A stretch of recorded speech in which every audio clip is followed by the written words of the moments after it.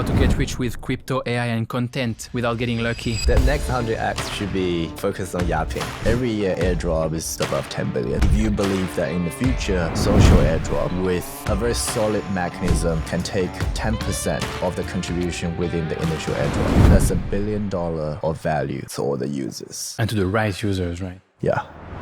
Yuhu, the founder of Kaito AI, the distribution center of crypto. For information, attention, and capital powered by AI. What is Kaito AI? Kaito is building a platform and a system where information and capital can be distributed in a fairer, more transparent, and more efficient way. Attention is the currency. Why do you think that's the case? People are heavily being influenced by these things. Despite the fact that not every attention is worth the same, attention has fundamental value. And even in crypto as well. What's your biggest prediction for the next 12 months? YAPS is gonna be currency.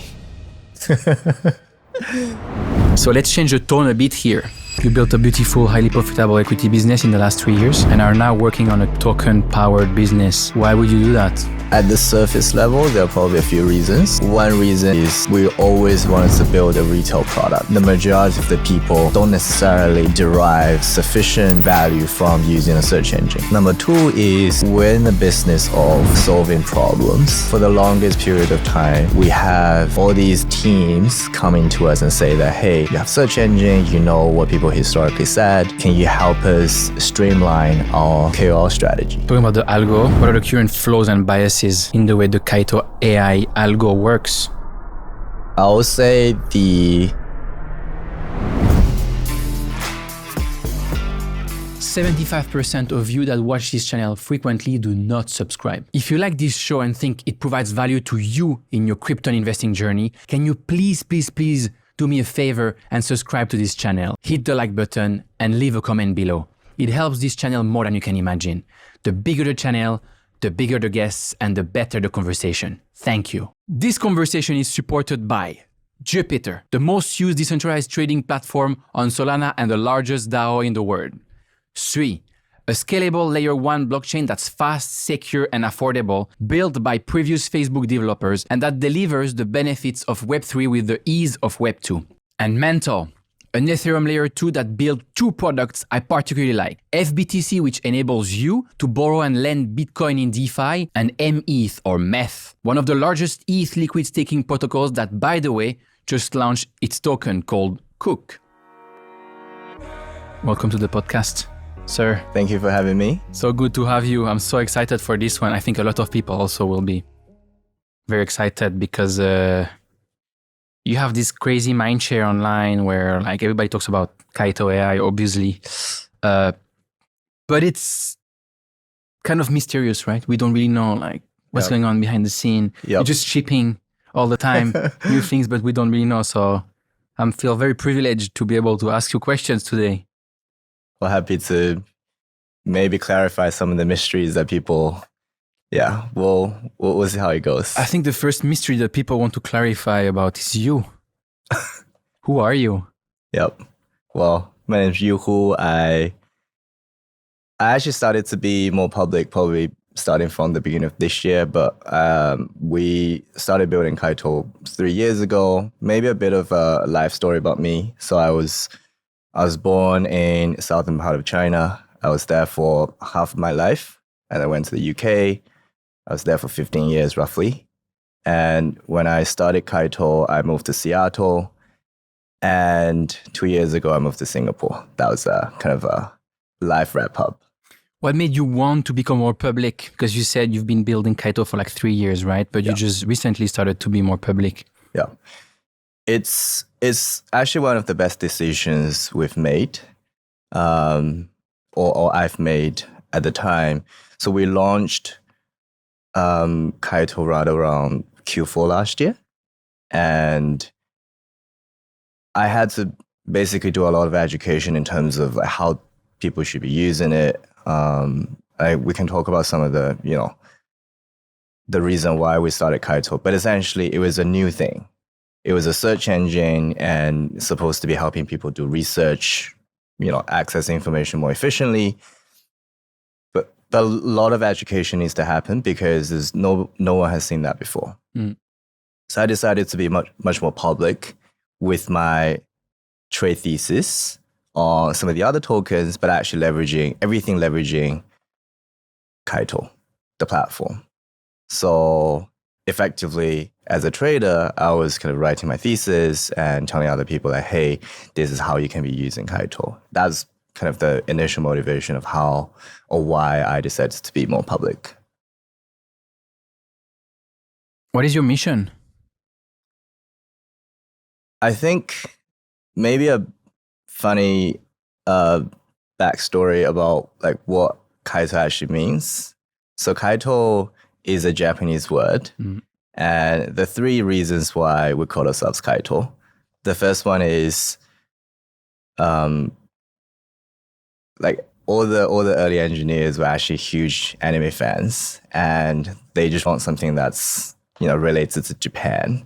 So we thought about like, hey, like let's come up with something that's Japanese. And actually, funny enough, like all the other data platforms at the time, either Nansen obviously has, you know, Norwegian meaning, and Mazari actually also has you know, different meaning as well. And we thought at the time that, hey, why don't we come up with something that has some of the deeper meanings, but also has some sort of relationship with Japan. So that was kind of the first inning. And the second one was it has AI in that. So that was 3 years ago, actually. I don't came up with a name because as a search engine is by nature, it's an AI product. So we want to have AI within the name. So that was the second inning. And then the third one was really our mission. Our mission is, so Kaito in Japanese means sea, as in the ocean, and people. So what we want to do is to help people navigate the sea of information in crypto. One of the biggest struggles that I had was like in crypto, traditional search engines such as Google doesn't really work. And even searching on X is a very, very painful process. And I thought, and also I'm a big hater on Discord. Like we use Discord, but I just hate myself spending too much time on that. And it's very painful for me. So I thought to myself that, hey, we need to come up with a new way of indexing everything and then making it possible for people to access information much more efficiently. Also, at the same time, in crypto, there's so many scams, and it's very difficult to actually access trustful information.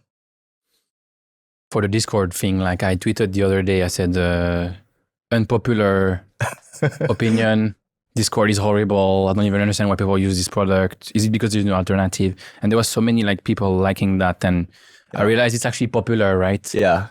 So I completely agree with that. I think it's pretty polarized. Yeah, some people really hate it. Some people really love it. You need to be a gamer nerd, I think, to love it. That's true.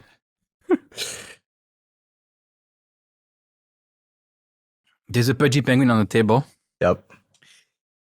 And I got criticized quite a lot actually since the first time I had looked at it on the podcast was 15 months ago. And for me, I was like, oh man, this is like the bored ape of this cycle and everything. So I started to ask a lot of I don't want to shield myself, right? I was like, I'm going to do this the smart way. I'm going to invite people who are much smarter and recognize in the space and ask them, why do you have a pudgy penguin profile picture? Yep. Why? And I asked a bunch of really big people.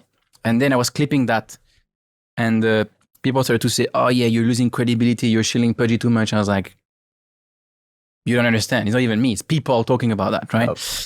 I mean, then Pudgy Penguin like became did pretty decent. So like at the end of the day, some people listened, some people didn't, right? So let's change the tone a bit here. You have a CryptoPunk as a profile picture. Yes.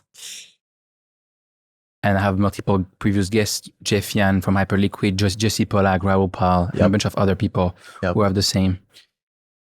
Why do you have a CryptoPunk as a profile picture? I think mainly two reasons. One reason is because I think that part of the community is really focused on building, which is slightly different. Like every community has a different vibe and a different focus. And what I felt deeply resonating with the CryptoPunk community is that people really focus on building. They're very kind of builder centric. And that's the first reason. And the second reason is probably I kind of feel that the community is more mission driven, because people be in the space for a while. The reason why they stay is because they want to create something or they want to build something that is different, that pushes the boundary of the industry. That's how I feel. What's your view on NFTs? I think NFT will be coming back. Yeah. And Kaito also created a Genesis NFT, right? And it was, a lot of lessons, obviously, but at the same time, it has done relatively well. And to us, it's our first footprint on chain, like mapping some of the early users to have an on-chain identity. So all of a sudden, it becomes permissionless for all the other people to be doing things with it. So we've already seen a lot of, either drops or collaborations or, whitelisting or different kind of stuff that interacts with the NFT footprint. And that's something that's completely different.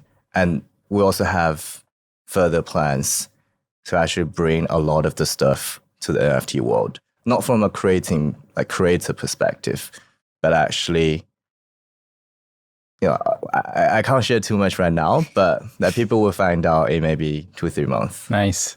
We'll talk about the Kaito NFT, obviously, which did amazing a bit later.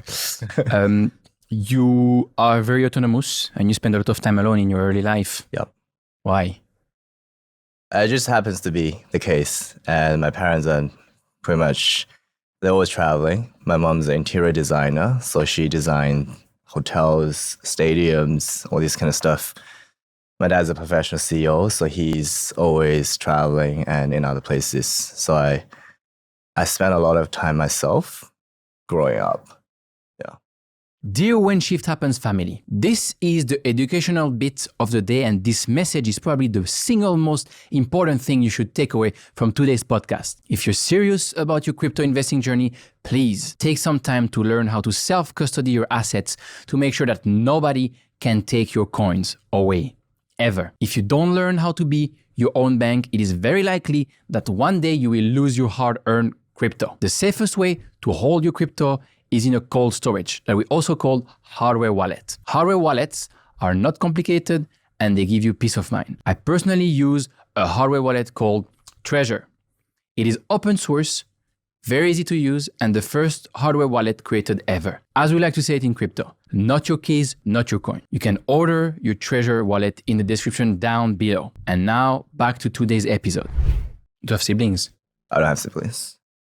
How did you feel spending all this time alone? I think it's good and bad.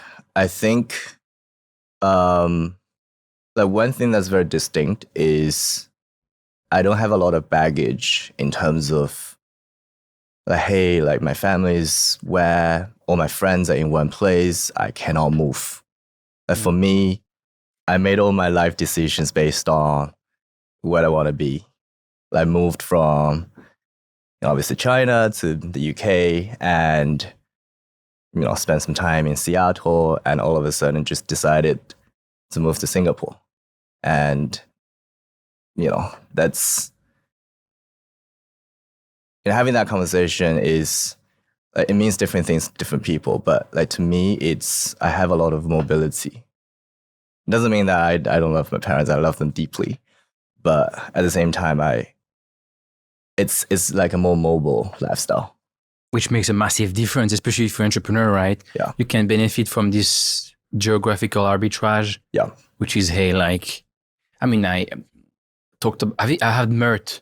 Yeah. Mert on the podcast, and he was just saying, he's from Turkey, right? He was like, but Canada, and I was like, man, Canada is kind of going to shit. I just moved to Dubai. That's it, right? Yeah. But everybody complaining, right? And if I think about my friends in Switzerland, Switzerland is an amazing country. Why would you leave? Most people would say, why would you leave? Yep. I'm like, because it's too boring. And if you want to build stuff I would argue Europe in general, too slow and boring. Yeah. And Alex from Nansen would just say the same, right? Yep. You just go where the opportunity is and where you just feel kind of at the top of yourself, and that's not in Europe or in Switzerland, even if there is amazing life quality in Switzerland. Yep. And so I just think always about this same friend of mine who is like an entrepreneur in Switzerland. He's always saying, oh yeah, but I'm building something here, but if I was building it in Silicon Valley, the valuations are so much different. I'm like, just move to fucking Silicon Valley, bro. Like, right? But it's just at the end of the day, it's just a mindset, but it makes the whole difference. Yeah. Obviously, if you're optimizing life for business and entrepreneurship and valuation, whatever, some other people might say, I want to be close to my family, which is fine too, right? Yeah. But which is actually one of the most important reasons I moved from the UK to Seattle when we started off Kaito, because there was a much bigger engineering talent pool that we can tap into on the West Coast. And I think, obviously, like, if you think about entrepreneurship and investment, it's all about who do you bet on? Yeah. I think for me, the number one or one of the most important things for entrepreneurs is like, are you willing to do anything for your business to work? Right? Yep. Would you move? Would you just leave some friends behind or like go where the opportunity is or not? Otherwise, it's going to be much harder for me to kind of believe in supporting you or backing you, right? Yep. And I had some arguments with previous kind of co-founders on like, hey, like, where do you want to live? I'm like, I don't care where you want to live. Like, you need to be, for example, in crypto now, I think you need to be in Singapore or maybe Dubai or probably in the US, right? Like, but for example, being in Europe or in other, there's nothing happening. Like, what are you doing? Like, and also you have these bull markets, right? You need to be in the right place because network is everything. Yeah. This would not happen if we were not both in Singapore, right? Yeah, correct. So that's so important. That's everything, right? So being able to have this mindset of being so kind of free and moving and is so important. Yeah. Absolutely. One of the places you moved to was London. Yeah. To work for Citadel. Yeah. I want to know more about Citadel. What did you learn there that you couldn't have learned anywhere else? I think Citadel has this image of being a revolving door. I remember, so I was the captain of my class, managing kind of the global cohort. And every time we have a global orientation, I ask people, for those of you who have been at Citadel for more than 6 months, raise your hands. And it's typically like a third of the people. So it's kind of one of the most hyper-competitive place I've ever been to. Much more than university entrance exam, much more than job application and everything. And everything is super transparent, so people can see everyone else's P&L on a real-time basis. Is this common thing in financial industry or? I think in the hedge fund industry, I'll say in the multi-manager hedge fund industry, it's relatively common, although that different shops will do it differently. So there's a spectrum of how transparent you want this to be, how much tolerance for mistakes or drawdowns you have, right? So that's kind of a spectrum. How did you feel about that? Hey, everybody, I just can see my P&L. I think it's after a few days you get very used to it. But obviously, like when I first went to Citadel, I was I was analyst, and I wasn't responsible for the P&L. And obviously, after 5 years, then kind of you're managing a big book, then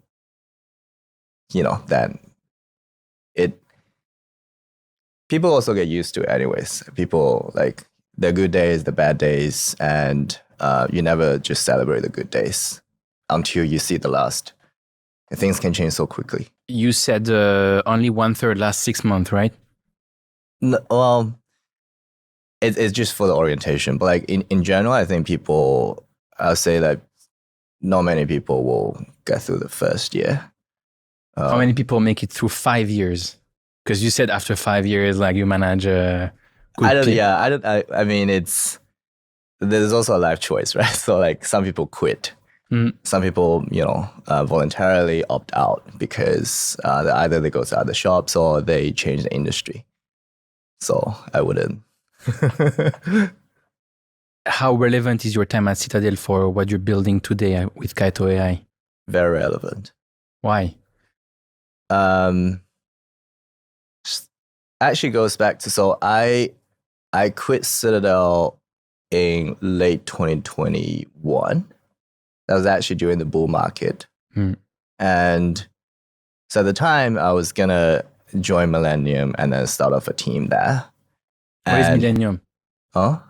It's also in London. Yeah, so it's a different hedge fund. And essentially to build out another team there. But so I had this 6-month gardening leave, non-compete. And then they forced me to obviously not do anything. I couldn't touch the market. It was actually great. I was using all my time trading crypto. That's like the best time.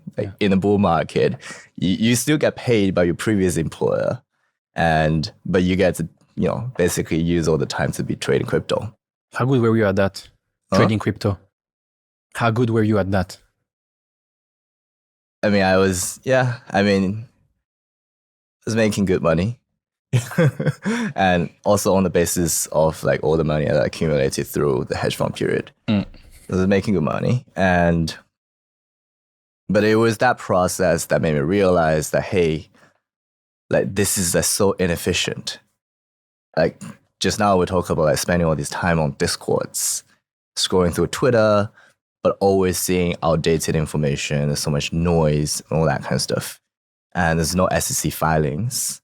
And, company can be tweeting out official, like very, very important official announcements through founder Twitter account.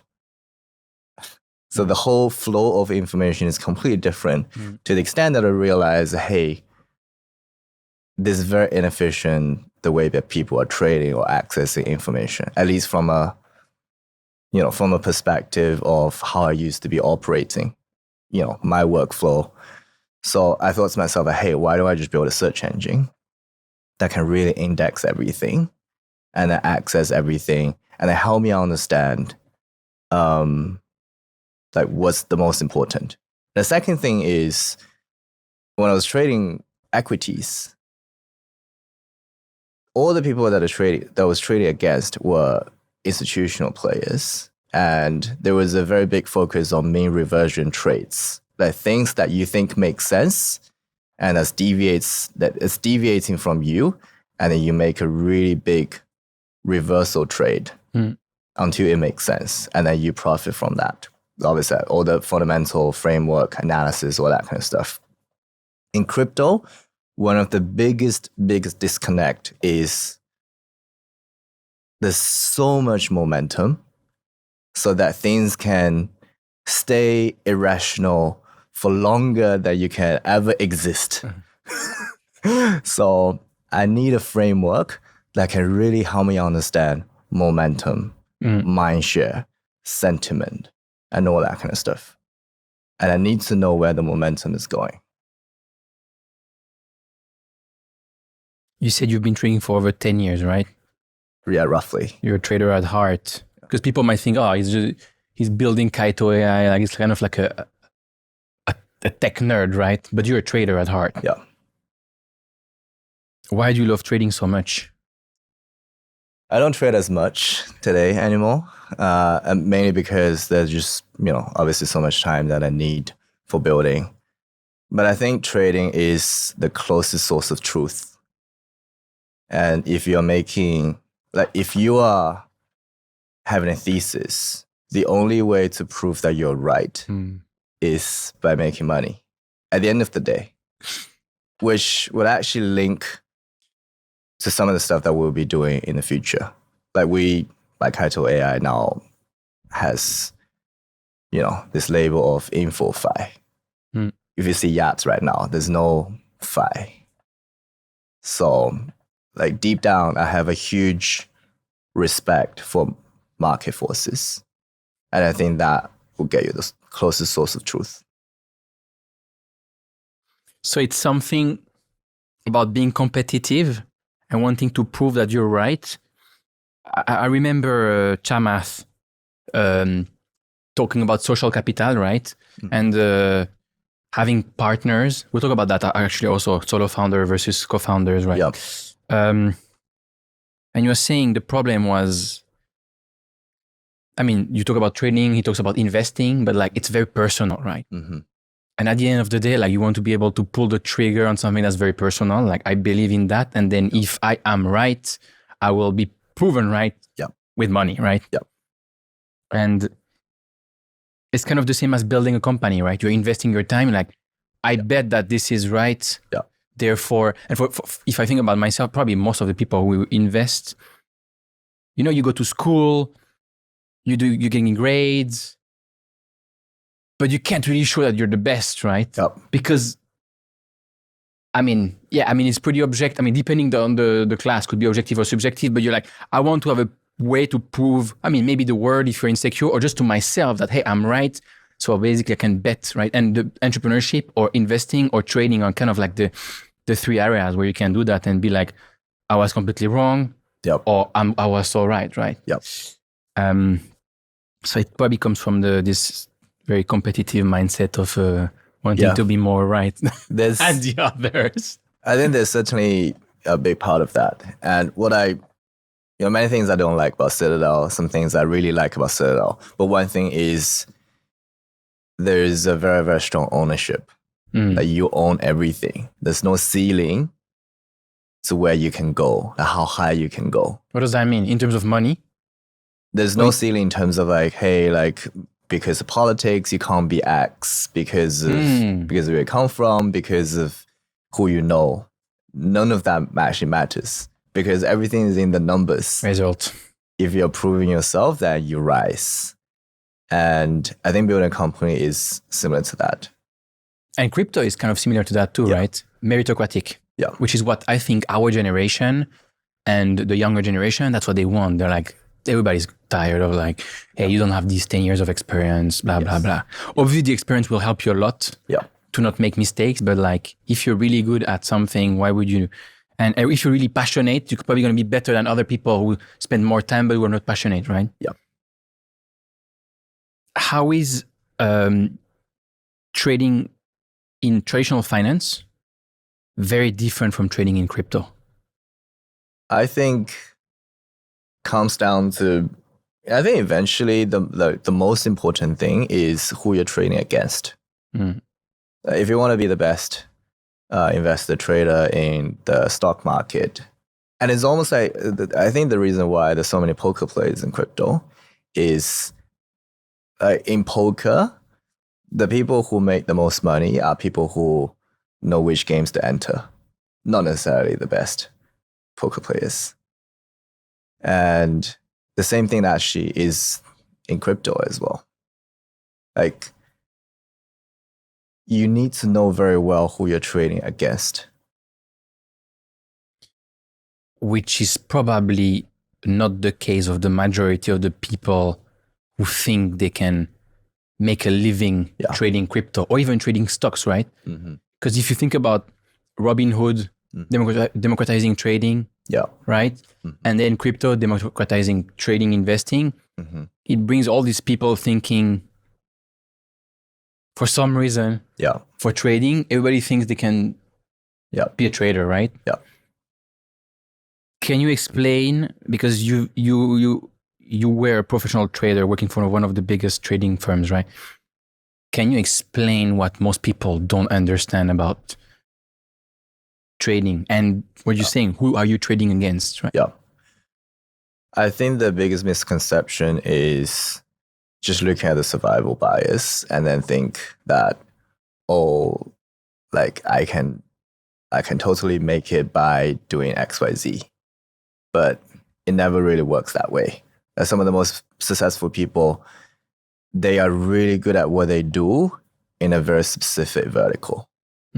Either you are a massive degen, either you're a massive narrative trader, Either you're a really good venture investor, like look at early stage deals, and it's very difficult to be good at everything. Yeah, so you need to have that, and also even just be thinking about spot versus perp is also extremely different. And on perps, you often have to be, the majority of the time you can be idle. You don't have to have any positions. But when you're like things like timing is right, you need to really scale into conviction. That's kind of a very different way of trading versus holding spot, let it flow, have a framework, right? So that's very different. And the biggest misconception is I see people juggling around the different styles, and that's typically how they get burned. Yeah, and probably like the key takeaway from for kind of the audience, which are like normal people, where the majority thinks they can trade beside their job or even dream of having replacing their main job with a trading kind of gig, is most people don't even know what they're good at, or they don't even know there's these different categories, and I should be identify myself as, this is what I'm doing, right? Yeah. And if you don't know that, you're probably in trouble, right? Yeah. Yeah. It's probably the first indicator that you're going to have some issues trading stocks or crypto. There is this AI words in Kaito AI, right? Yep. And AI is a big thing now in crypto, but in the world too. Yep. But it's actually not a big thing since that long. Maybe 2 years and 2-3 months, right? Since GPT November 2022. What's your AI aha moment? I think it was actually very early on. If I look back to our journey of building Kaito, so we started Kaito March 2022, and ChatGPT was launched end of November. I remember that moment very clearly, and I talked to my team. I was like, this is going to change fundamentally how we build the search engine business. And there's so many aspects that are completely changed. One of the examples I can give you is, so for example, if you search something on Google, then in the traditional experience, the first 3 blue links will have to give you what you need. Otherwise, you think that the search result is just rubbish. Like people lose patience once they go down to the 5th one. But if you look at Perplexity or maybe some of the other LLM-powered search engine, as long as there is one very precise answer in the first 100, LLM can actually go through all of this and then be able to answer your question and then summarize that to you. So the whole trade-off, optimization, prioritization, retrieval is completely changed. And this is just one simple example of how that's changing our business. And very early on, when I think about the search engine business, people tend to really focus on the final user interface. Or it's a search engine using an LLM chatbot, but actually you have to use it throughout the entire production process. Data ingestion, data labeling, cleaning, all that kind of stuff before you even get to the final stage. And oftentimes the majority of the value is actually in the earlier stage. But it wasn't obvious to a lot of people until, maybe much later. You're talking about search engine business because that's what you're in, right? Yeah. But you were doing trading before. Yeah. And I suspect, maybe I'm wrong, that you've been familiar with AI much earlier than that, but in the trading kind of context, right? Yeah. How much because you worked at Citadel again, and it's so interesting, how much have traditional finance kind of mega firms like Citadel Yeah. already fully mastered AI capabilities since a long time Yep. and been using these to build an edge and be miles ahead of the average Joe and Jane, Yep. the little guy and girl trading stocks on their Robinhood account. Yeah. It always goes through a process. So typically, the hedge funds will get that first. And then it becomes commoditized until a third-party vendor does it. And then it essentially gets popularized. So that's always the case because it's going to be the same in crypto as well. Like, I always had this thesis, if you're building an alpha platform, then you shouldn't open access to anyone. So from the very, very beginning, I made it very, very clear. Kaito's never building an alpha platform. Because if I build an alpha platform, with my trader instinct, I will be using that information to trade. I shouldn't open access to anyone else. That's how you maximize. Because if you build an alpha platform, it's always going to decay. And it wouldn't make sense. You're going against your own headwind.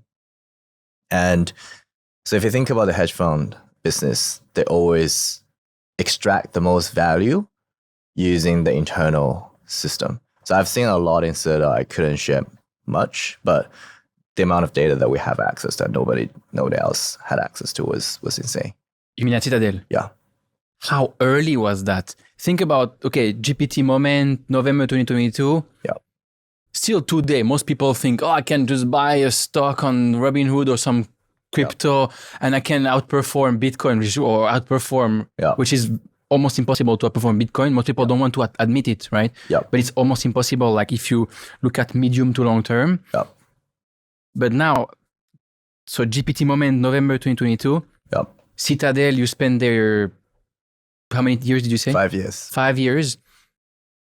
How early were you already using all that AI stuff that people had really no idea existed?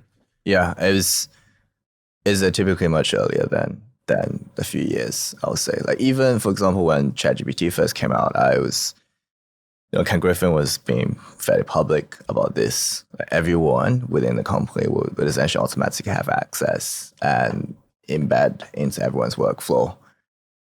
And the ROI calculation that is like meaningless, right? So if the company, like if the fund in general is making billions of dollars every year, then how much would it cost to run some inferences? And what's also interesting is like recently there was obviously there was kind of a Chinese equivalent of a new large language model that also developed by the hedge fund as well. So, but all that being said, I think you're always going to see that flow. Like the hedge fund's gonna be way ahead of everyone on the game, and it's to be honest, like all the quantitative trading strategies are heavily using AI, well before the prevalence of large language model, right? Absolutely. Because I really want to talk to normies here and be like, hey guys, I'm not saying you should not trade, but like you should understand, right? Talking about stocks only, because crypto is more inefficient. Is it even possible to trade stocks and consistently make money today? Yep. Without AI trained algorithm? I think it's still possible, but it really depends on like picking your component, right? So when long time before LLM, when quantitative trading strategy came into the battlefield, that essentially killed using human to trade on the back of news, because you can never be quicker than a machine. And all at the same time, like for example, when an earnings report came out, machine can very, very quickly digest it, understand the numbers, compare that with people's expectation, and the prices will instantly move. That part of the game is killed.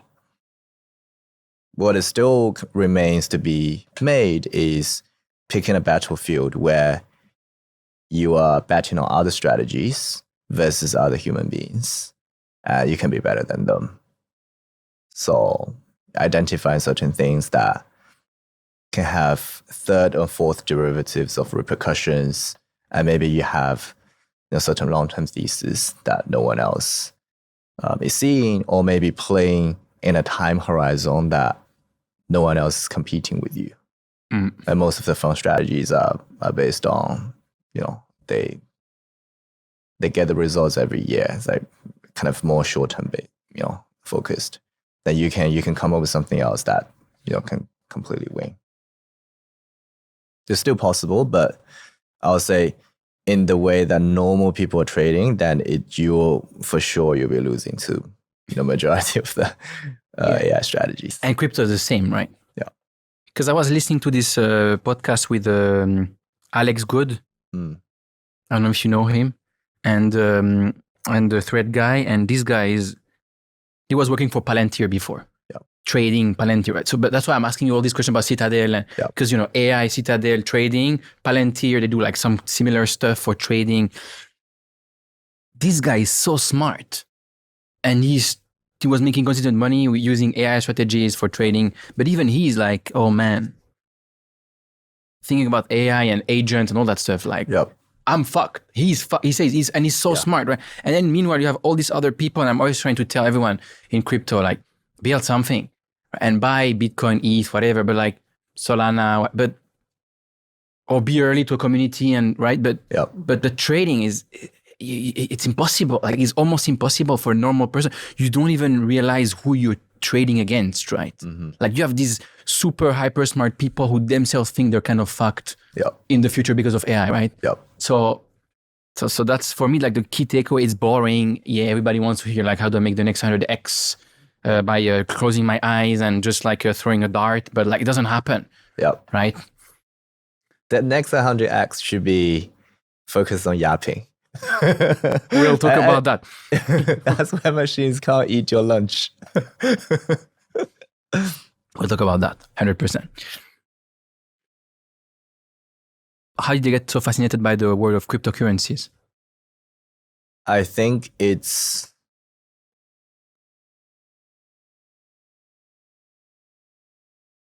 fascinating to me from two perspectives. One is trading, was naturally kind of very, very drawn to it. The other one is the deeper societal and social aspect of it. Which is everyone has a fair shot. And there's no ultra focus on like your previous experience. Everyone's new in this space, right? And you can be young, you can be old, you can be very good at certain things versus other stuff, and like, people are giving hope of a way to essentially make it. I think I was fascinated by that as well. Not to the fact that like I need that to kind of make it, but I want to be in that environment where everyone, I can see a lot of people rise from nowhere. Everyone is new to the space. That is very important, actually. I remember 2020, I think it was, where there was the DeFi and CeFi, right? Or they would call it CDFi wave. Celsius, BlockFi. I mean, all these companies that blew up. And I remember Mashinsky from Celsius saying that, right? He was saying everybody's new. Like, if you join now, you're kind of like only 6 months late, right? And I was thinking, I joined crypto in late 2018. I was thinking, yeah, but not really. I understand people who feel they're late, right? Because it goes so fast and so on and so forth. But actually, today, we're in 2025, early 2025, and you're saying the same thing, right? Everybody's new to the space. It's true. It's true. And even the people were like, you could think, oh man, the guy by Mashinsky is saying that it's easy for him to say, hey, everybody's into the space because you already built this. I think like they had 30 billion in AUM at that time, right? So you're thinking the guy, but this guy blew up, right? So like, even the people you think, because you're maybe insecure or it's intimidating to think about crypto, you think, oh, they're so many miles ahead, like they can still blow up and basically get back to zero, or like be even less than you, right? Yes. So it's so important for most people who are intimidated, which crypto can be intimidating. Yep. Everybody is new to the space, and therefore, like, there's so many things that can be built. And people who are complacent, either people or businesses who are complacent will be very, very quickly overturned. What is Kaito AI? If you had to explain it to your mom. My mom actually follows us very closely, to my surprise. I pretty much never explained what Kaito is to her, but like, she's following my Twitter. And whatever the stuff that happens to me, like, she understands and knows and tracks very closely. I would say, and that question, if you ask me today and ask me maybe 12 months ago and maybe in the next 12 months, I think I'll give you different answers. And my answer today will be, I think Kaito is building a platform and a system where information and capital can be distributed in a fairer, more transparent, and more efficient way. And then everything that we built in the past and what we'll be building in the future would essentially be centered around these. Why did you launch Kaito? Why did I launch it? Because initially, the most obvious reason was I was the biggest user for Kaito, and I wanted to build something that can solve my pain points. That was, not going through Twitter search, not using Google search for any of the stuff that I needed to be, and be able to listen to or go through the transcript of my favorite podcast, and all that kind of stuff in a very, very efficient way. So those are some of the reasons why I built it in the first place. You mentioned this term before called InfoFi. What is that? InfoFi is, in my understanding, basically using market forces to allocate, to signal the truthfulness of information. So if you think about polymarket, that's kind of a InfoFi, because it's using market forces, as in like people's betting, to signal what's the closest source of truth to the election results. What did people use before InfoFi? So there are different spectrums. I think if you think about Kaito, I'll say there's kind of 3 different spectrums. The most primitive one is, actually maybe there are 4. Actually, there are 3. So the most primitive one is that information is disorganized, right? So you basically, like, you don't know what's valuable, and then basically you just go through everything and then make your own judgment. The second phase is, I think, AI powered. So using algorithm to try to make you understand, like, what is better, what is higher signal, which is a lot of the stuff that what we did and what we're doing today. Like even YAPS, for example, is trying to give people signal in terms of who has more influence and attention in the space. And from a content level, who has, like, which piece of content is getting more attention. From, if you aggregate that tokenized attention, then you get to tokenized influence, which is at the account level. And that's using algorithm.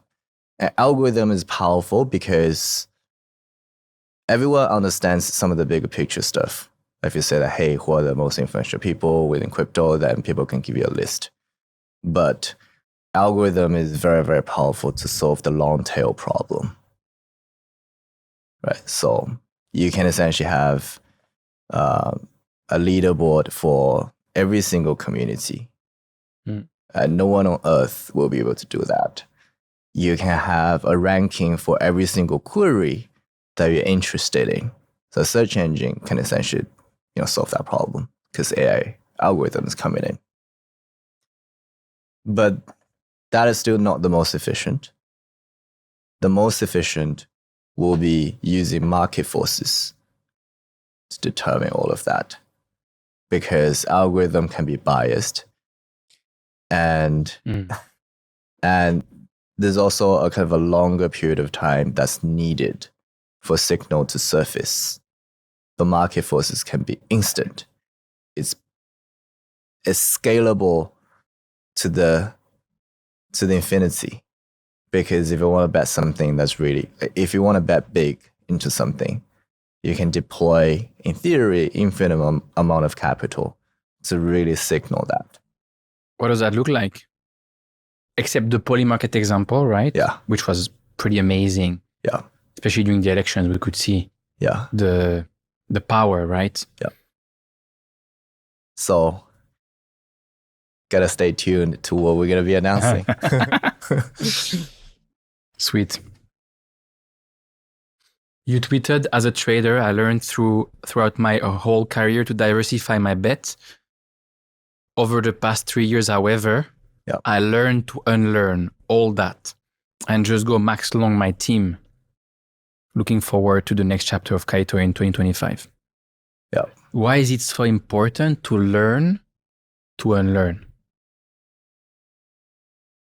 I think the most dangerous thing is that you don't adapt, and environment is always changing. And like, in my view, so Kaito and my previous trading life is actually very connected in a way that I learned all the best practices in traditional finance. And I'm trying to replicate some of that into crypto. But crypto is very different. And building and trading is also very different. So they're very connected. But you need to unlearn a lot of the stuff that you did in the past. And then to really focus on what brings the best value. So that's a very, very important. I think even on a micro level, people in the space always need to unlearn, not be path dependent. Otherwise, you're gonna get really burned in the space. And oftentimes, the biggest winners at any single point in time is doing something that no one has done before. And it's creating its own meta rather than trying to copy something else.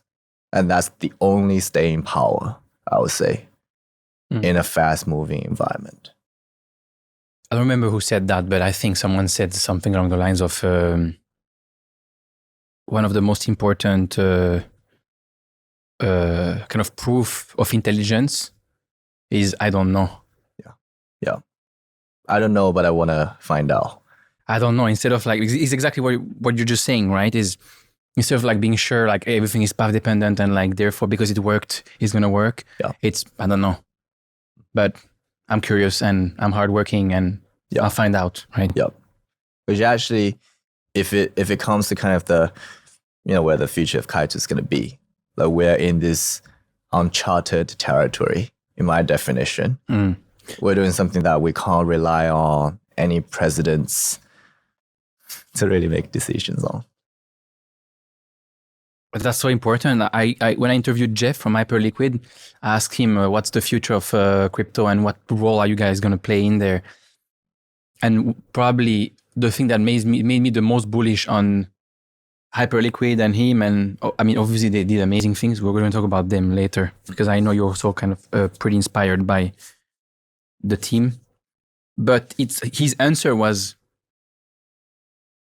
I don't know, but I can't tell you I know, but like I know we have a good trajectory and we're going to be able to to guess and make the best bets on the future based on where we're at and the context, because we understand the context, instead of saying like, I know this is our 5-year, 10-year vision and blah, blah, blah, which everybody's asking you all the time. Like, I don't know, man. Like in crypto, it's even more crazy because it changes so fast. Yeah. But the big green flag is that kind of answer is, I don't know, but I'm confident. Right? Let's get to the meat of this podcast. The mega trends of the future. Right? We talked about that a couple of weeks ago. The first one is personal brands. Mm-hmm.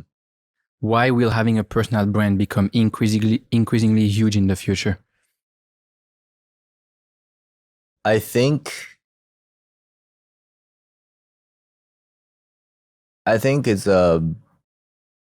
it's where I think maybe two things. One thing is how social media is changing everything now.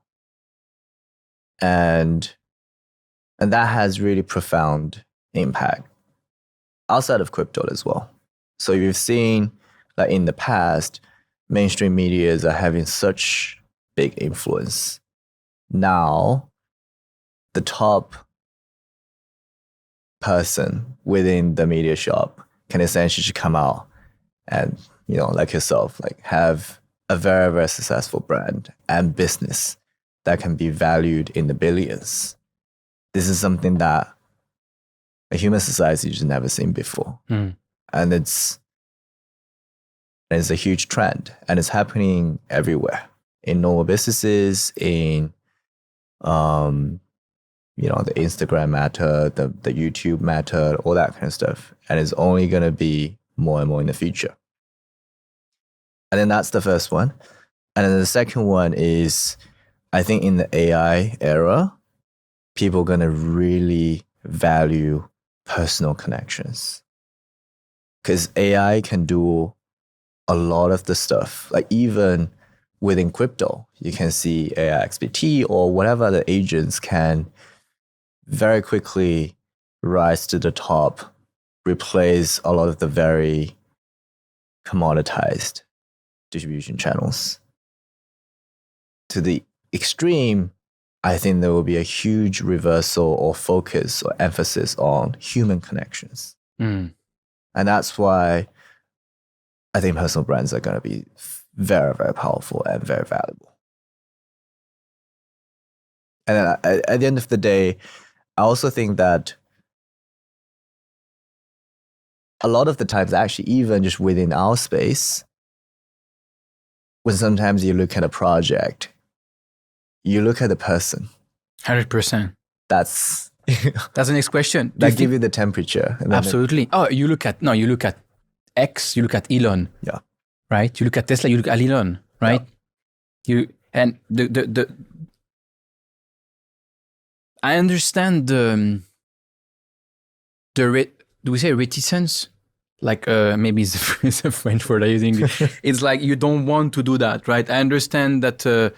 Oh man, this personal brand thing. I don't have time as an entrepreneur, right? Mm-hmm. But ask this question to Raoul Pal actually, because Raoul Pal, Real Vision. You look at Raoul Pal, right? But he's gone much more down the personal brand rabbit hole in the last maybe, I don't know, 1 to 2 years, right? Which is like doing his own podcast channel, YouTube channel, all that stuff, right? Because at the end of the day, personal brand, Twitter, very important, but YouTube, extremely important. Yes. Instagram, all the other ones. The real game today is probably YouTube, right? I mean, depending what you're doing, obviously. But, and I ask him this question. Do you think that it's still possible to make it big for an entrepreneur without working on your personal brand? So I'm asking you the same. I think very tough. You're creating a huge headwind to yourself if you're doing that. Yeah. That's what I think. I think even nowadays, like the docs teams are doing much better than the anon teams in this cycle. And people want to relate to that. Like it's a huge change. Absolutely. Yeah. Yeah. Not only you want to know who you're trusting, right? With your funds or with your whatever, money or time, but it's all about thought leadership, right? Yeah. Do I like the idea of this person? Do I like their way of thinking? Yeah. Sometimes I don't agree with them, but like, am I learning something versus just buying a service or a product that like the personal brand will make the complete difference if there's two similar products Yeah. or services, but one has a founder with a big personal brand Yep. and the other one, I don't even know who is behind it. Yep. It's kind of become almost, I don't want to say lame, but like, who are the, Yep. and you can see a big difference between the generations, right? Yep. And I was like that. I was like a boomer. I mean, you also, right? You said I just started. Yep. Like, and as Swiss person, you don't want to kind of show off or talk. You don't talk about money or you don't talk about yourself. You want to like do things, right? Look at my product or my service to see like if it's good, but that's not the world we live in anymore. Yep. And I think that the decision in the consumer eye, in the user's eyes, will actually come much before they make the final decision. Because the product that have like a personal brand attached to it would essentially occupy so much more mindshare during the entire process that are leading towards the final decision. So that in a lot of the circumstances, the final decision makes like it's only natural, and like people are not even making a decision anymore. And maybe for entrepreneurs or people who are kind of still against all of that or thinking, oh, I don't have time, by building a personal brand, you're pretty much diversifying your risk, right? Because if your product or your business doesn't work, but you still have the brand, you really have you have social capital, right? Yeah. Which is so important. Yep. It's like almost everything. The financial capital, you can go raise it, etc. Like social capital is much more powerful than financial capital today. Yep. So the first mega trend is personal brand. The second one is attention is the currency. Yeah. Your favorite topic, our favorite topic. Everything is manifested around this. Twitter paying people. I mean, Twitter X paying people. Meme coin mania, key opinion leaders, and people who have a voice being paid for this. We even saw that during the US elections with Kamala Harris hiring a bunch of celebrities to supposedly come to sing, but then just come and talk, right? And being paid millions of dollars just to do that. Yep. Some personal brands are worth billions of dollars, like Mr. Beast, right? Yep. Why do you think that's the case? I think it very much comes down to like what people want to see, right? So it's how attention is being distributed nowadays. Like people want to see these things. People want to make shopping decisions based on a person that you can relate to. People want to buy certain things and choose certain lifestyles based on like people are heavily being influenced by these things, and that have significant value, despite the fact that not every attention is worth the same. Attention has fundamental value in all of these, and even in crypto as well. There's actually interesting analogy in terms of how attention is so tied to liquidity. Like in the last cycle, the reason why some of the market makers are having so much influence is because they determine where liquidity goes. Even nowadays, you have certain exchanges that have a lot of power because they decide where liquidity is going to go. And the same thing will actually go to attention, because attention determines how much people actually look at this, and also drives liquidity. And hence why, even from a more abstract level or from a more concrete level, it has significant value. Absolutely. Especially if everything becomes financialized. There's so many things to choose from and limited amount of capital that the only difference is attention. Which one has the attention? And that's where it's extremely tricky for crypto is so tricky for traditional investors, right? Because they look at these fundamentals, PE ratio, all that stuff. And they're like, yeah, but this one is making so much money, etc. But if there's zero attention, it could have the best fundamentals. Yeah. No one gives a fuck. Therefore, no one will invest. Therefore, the price is not going to go up, right? And that's so tricky. You have like additional kind of factors to factor in to be able to make an investment or trading decision in crypto. Yeah.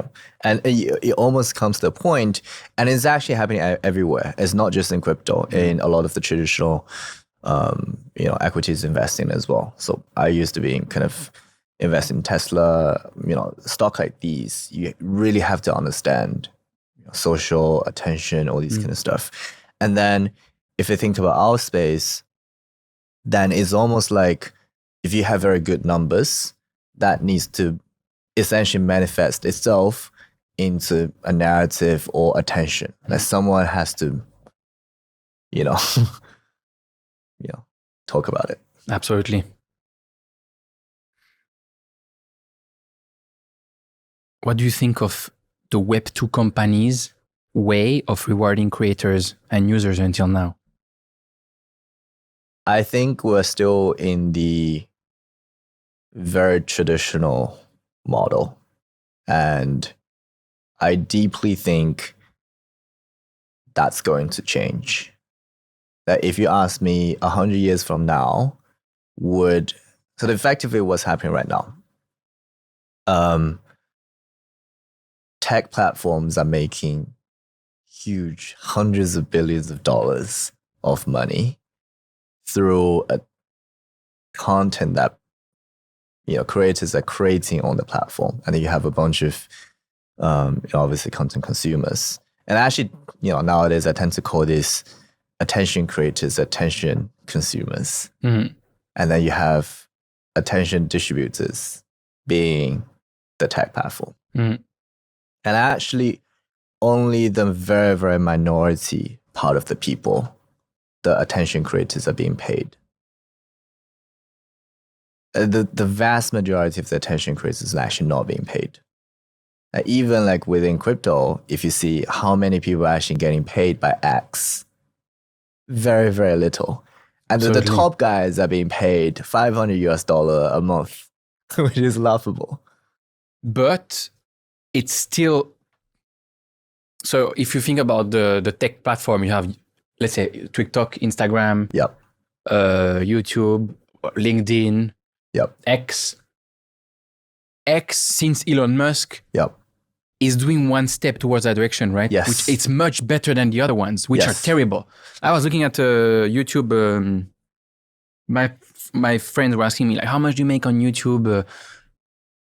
I don't remember the exact number. I looked, maybe for a video that has like 150,000 views, maybe $1,000, right?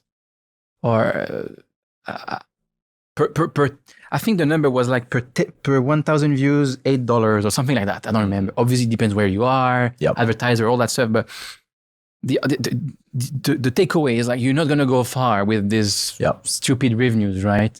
Which is why you even think about, my rationale since the beginning of the podcast was, I don't want to have any ads. I have the ads from the sponsors because it's much more better. They pay much better, right? But and also I can basically choose who is advertised. Yes. But the logic was not even that. The logic was, I make so much no money because I make no money, right? $8 per 1,000 views, that I don't want to bother people who don't have YouTube Premium, which is the majority, with these stupid ads, right? Then the problem I had was, from what I understood, if you don't display the ads, you actually get less views. The algorithm favors the people who show the ads, right? Because it's good for YouTube, right? So then I'm like, oh fuck, right? So the end result is like, people have to deal with these stupid ads that bring me these almost no money, right? So this is terrible. So I think up until this point is mostly indirect monetization through building your brand, through doing collaborations, through selling other stuff, which I think will change in the future. Nowadays, I think primarily is because platforms are very closed and they have huge bargaining power. Mm. Like They have the choice. Right? they have a choice. And think about how many complaints there have been in terms of, like on YouTube, like for example, your channel is being shut. Mm. There's very, very little power that you actually have in terms of, right? And the same thing actually goes to many other platforms. I think that's the first inning in terms of how do you get to a fairer distribution of revenue share among the attention creators. And so that's number one. And I think that number two is how do you actually have a, like overall speaking, much more efficient distribution platform that actually involves all the market participants to have skin in the game. Mm. And that's a model that none of the Web2 platforms will ever have. But that's a platform a Web3 platform can have. If we think about YAPS, that is where YAPS is going. Absolutely. Yeah, I see where we're going. We're getting there. We're very close to getting there. Just think about X and Elon strategy, right? Yeah. What do you think of his strategy of rewarding X users with X payouts? What is it incentivizing? I think, so it's very clear that I think he's doing it in the right direction. There are good outcomes, but also unintended consequences that came out of that, which we can kind of relate to the YAPS program as well. They've been kind of going through different waves, but obviously, like the intended incentivization is people are incentivized to be sharing more, especially content / attention creators are more dedicated to X, sharing more X, making your earnings here, being more loyal to the platform, and create better content so that all the kind of attention consumers can actually stay on the platform for a longer period of time. That's a very straightforward equation. But obviously, the unintended consequences, we've seen a lot of bots. Like nowadays, if you see like certain viral meme and then the reply session is never talking about the meme itself, it's just posting other memes. It's completely unrelated. It's all dominated by bots trying to get impressions, because the methodology that is very primitive, I would say. It's solely based on impressions. And it's nothing to do with the content. So basically you said they're incentivizing creator to create better content, but that's not necessarily true. More content, but not necessarily better content, right? I think that becomes the unintended consequence, being that it's a seems policy that you actually have like so many more bots. What's the right way to reward content creators, according to you? Well, obviously still experimenting. I think YAPS went through different phases. One common complaint about YAPS is like, why is my YAPS not increasing? Like, why is it 0, etc.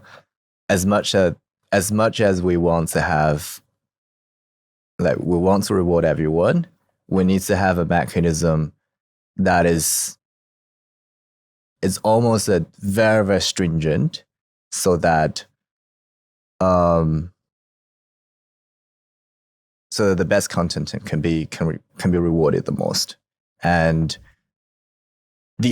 none of the farming activities can actually gain from that system, which is very, very important, because otherwise it will be a net negative for everyone.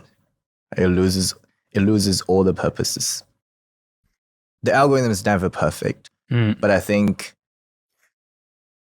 one thing that's maybe consensual among, like at this point maybe majority of the people, is the ones that are actually being surfaced are what people really believe are good content or attention creators in the space, and people actually nowadays that a lot of people are going through the emerging YAPS leaderboard to see some of the smaller accounts that actually have very, very good content. Similarly, people go through the kind of the market leaderboard that people are creating daily content discovery based on this kind of stuff. And what's very unique about that process is we made it so difficult in a way that I think if we look at the kind of the farming, what we classified as farming activities, it hit the peak during Christmas. Absolutely. Yeah. When you announced, hey, you have a couple of days to earn that much, right? Then everybody was going crazy. I was thinking, fuck, I should have done this podcast 2 weeks ago 1 month ago. And then now would be the perfect moment for the Mindshare, right? But absolutely. Yeah. And fairly quickly, we saw people saying, it didn't last long, right? This farming. Yeah, very, very quickly because people realized that it wasn't earning any YAPS. and what's also really funny was we saw a lot of people using clickbaits or engagement baits saying that, hey, like I did this, I earned 1,000 YAPS, which is absolutely untrue. Because, and it's even ironic in a way that there is a public dashboard, but nobody goes and verify. And then people just like, oh, holy shit, like I should be doing the same. And then everyone is like farming. But very, very quickly, people realize, oh, it's actually not working. And it's actually hurting your reputation, which hurts your ability to be doing anything else in the future. So that very quickly stopped. You said no one is going to the leaderboard. I don't agree. I'm going every day. You managed to, you literally managed. We all use X and maybe like a WhatsApp, Telegram, like a few platforms. I'm going every day to freaking Kaito.ai, like literally, like every day. So doing something right, I think. Okay, we're going to dive much deeper into yapping, Mindshare, social score, all that stuff. Yep. Before that, we talked about Web 2, right? And rewarding users. So let's add the Web 3 component in the attention is the currency kind of concept. Mm-hmm. How is Web 3 reinforcing this attention is the currency concept? I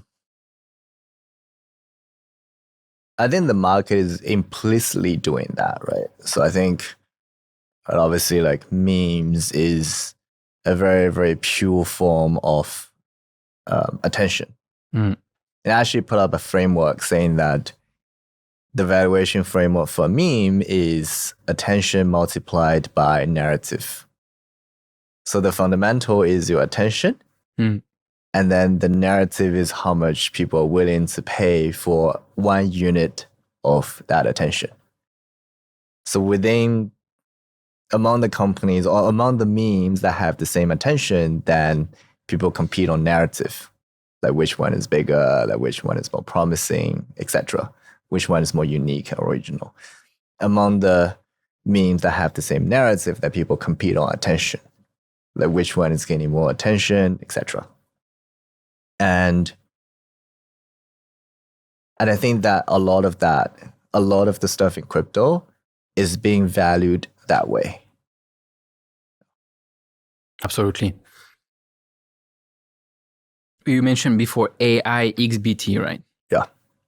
AIXBT is an AI agent who provides, let's say it's not a person, that provides trading information about different crypto projects and gathered like 350K followers and the top Mindshare on Kaito AI in a matter of weeks. Yeah.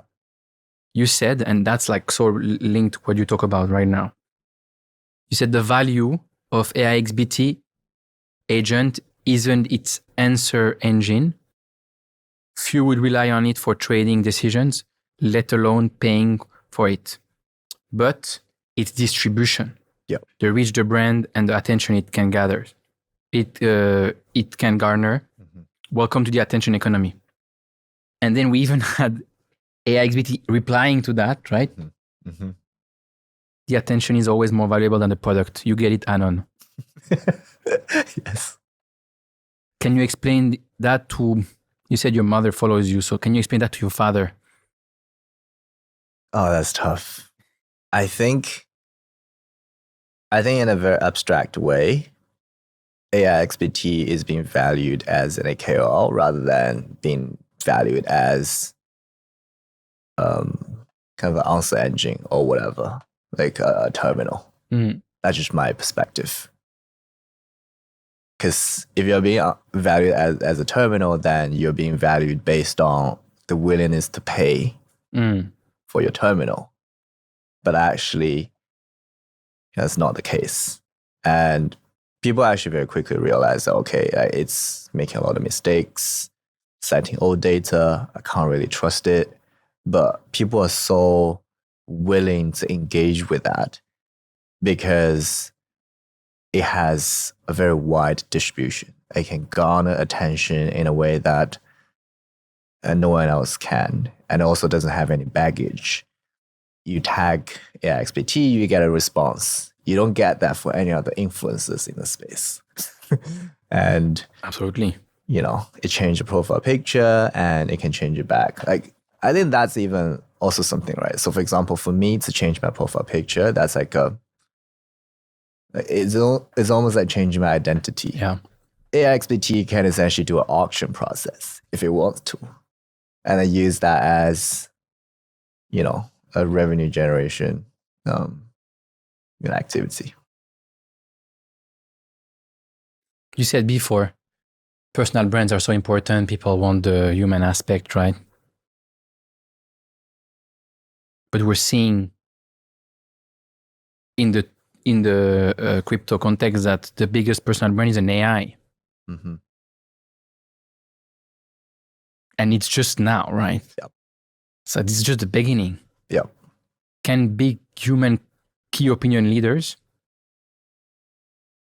even compete with AI KOLs? Yep. I think both will specialize in very different things. And as a matter of fact, if you see the leaderboard, AIXBT is actually the only agent that made it out there. And it's still heavily, if you count like how many agents that are out there in the market, right? So it's not on the leaderboard. So there's only one agent that really made it. And part of the reason and part of the lead was also because AI doesn't rest. And it's not just kind of posting 24/7, but we also had a Christmas holiday. And all the other, human influencers basically took a rest. And AIXBT was just like churning out content nonstop, even during holiday.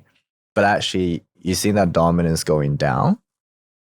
And then nowadays, back in the day, like AIXBT will be always number one, number two, at least top three. And nowadays will be, just shy of top 10.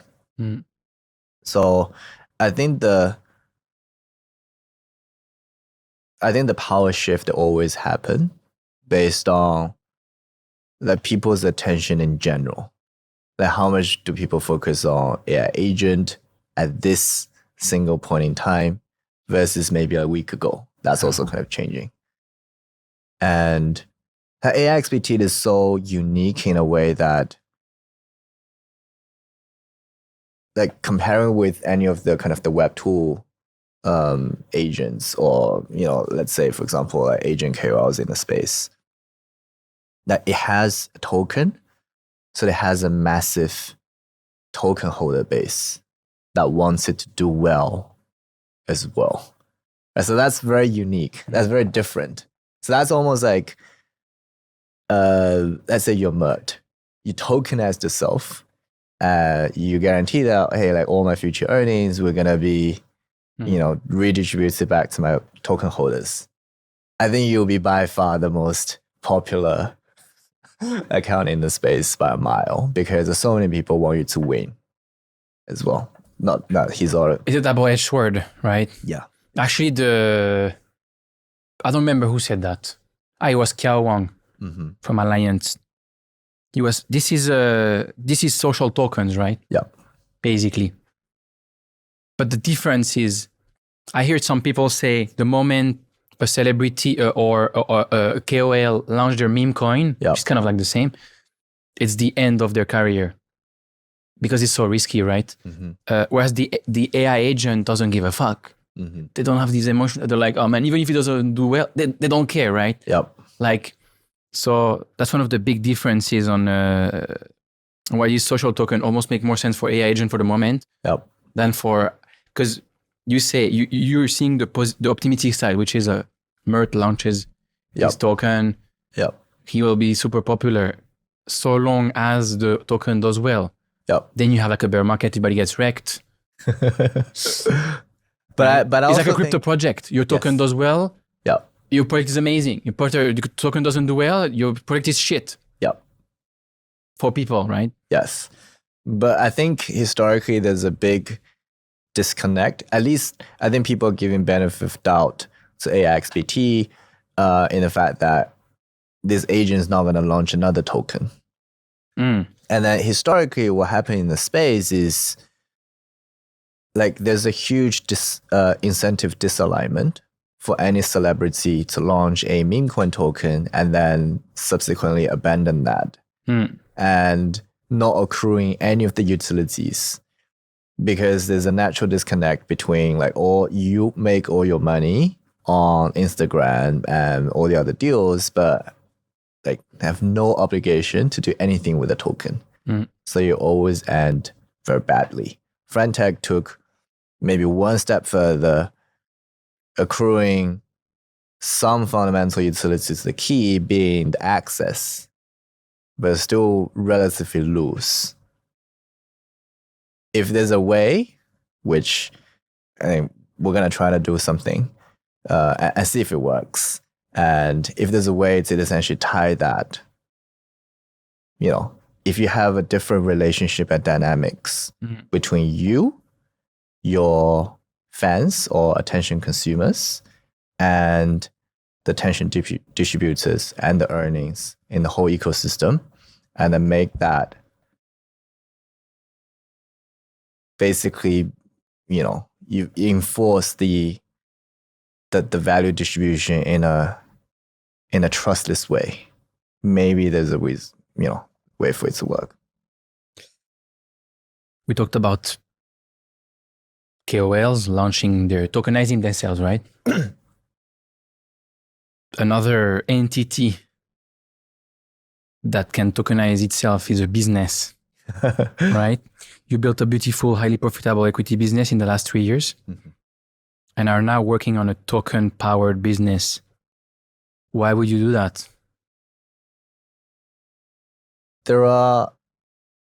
I think at the surface level, there are probably a few reasons.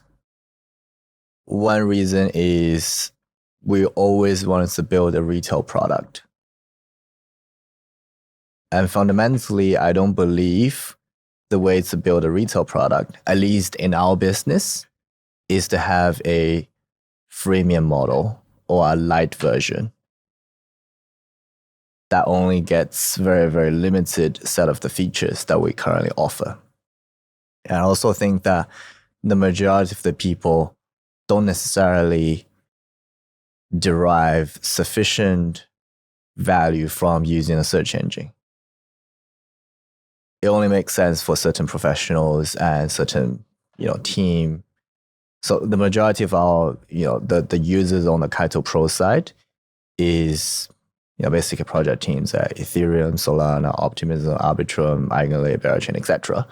They have to make very good decisions on strategy. They have to have a, feedback loop in terms of how their marketing is doing, all this kind of stuff. Plus all the, obviously, liquid funds, VCs, and, traders. And for those people, then there is significant value in using a product like that. But for the average people, they probably can't derive as much value as those people. And I think the retail strategy is not to kind of just build a freemium model, which I think doesn't ultimately make much sense. So that's number one. So we think about kind of doing something different. Number two is we're in the business of solving problems. For the longest period of time, we have all these teams coming to us and say that, hey, that you have search engine, you know what people historically said, you have everyone's influence, smart followers, you have KOL Mindshare, you know how people are performing, narrative and, token Mindshare, all that kind of stuff. Can you help us streamline our KOL strategy? So in the past, that people will be, that usually speaking, there are 4 different parts of that. There is the mapping part, right? So KOL mapping, which accounts are, potentially relevant to you for the space that you operate, what kind of business, what kind of narratives that you're trying to, convey to the market. And then it's the analytics part. Based on your profile, based on your, mindshare in each geography, based on your current audience, which KOLs will fit into your campaign strategy, etc. And then there is the outreach. After you pin down, okay, these are the 10, 20, sometimes even 100, 200 people, then how can I outreach to these people? And then the 4th part is, how can I do performance evaluation, attribution, like who is doing better, who is doing worse, etc., all that kind of stuff. And the whole process is very painful. And then teams have to go through that on a very, very regular basis, and oftentimes a very, very inefficient way. And imagine, and everything is also kind of like the payments put forward in a way that you're paying people upfront and then measuring people by number of posts that they're doing. Completely fucked up. Yeah, it's the same as everybody was kind of acknowledging that the whole low float, high FDV, VC game was kind of fucked up, right? And coupled with that was the KOL game. And you have all these KOLs that most of them, they just do shit content, probably a lot of fake followers, fake, it's very easy to fake your numbers. But it was kind of going hand in hand with this VC model.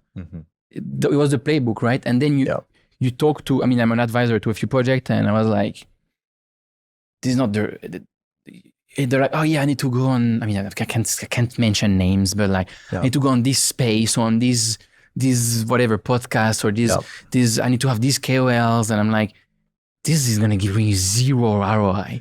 And you're going to overpay like crazy. And like these KOLs are paid way too much for the return, right? Like it's terrible.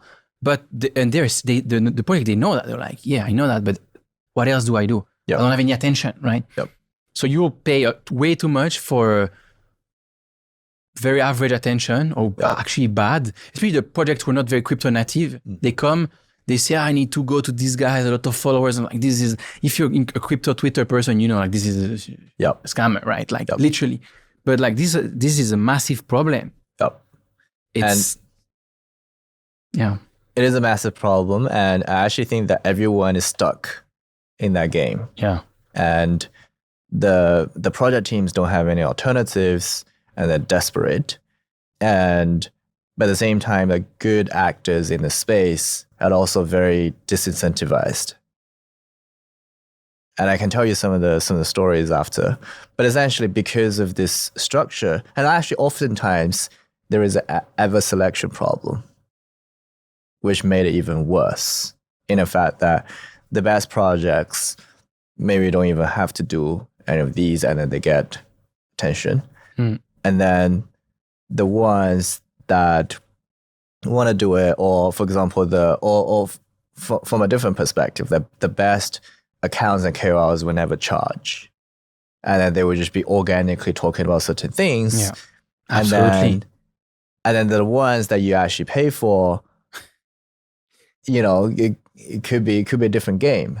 So there could be an ever selection problem there. So that's kind of the problem that we saw. And obviously everything comes back to these are the users who have been using Kaito for a long period of time. We have a very long-standing relationship with all these teams. We can see the struggles and the pains that they're going through. And then we want to find a solution to that problem. So that's the kind of the second reason why we're thinking about YAPS. And the third one was strategically, YAPS is also an insurance policy for Kaito Pro. So Kaito Pro actually, we index a lot of different data sources, Twitter being one of them, but also at the same time, like, you know, Discord, media, Mirror, podcast, governance, votes, research, you know, all that kind of stuff. It's a very comprehensive social listening tool versus / a research platform.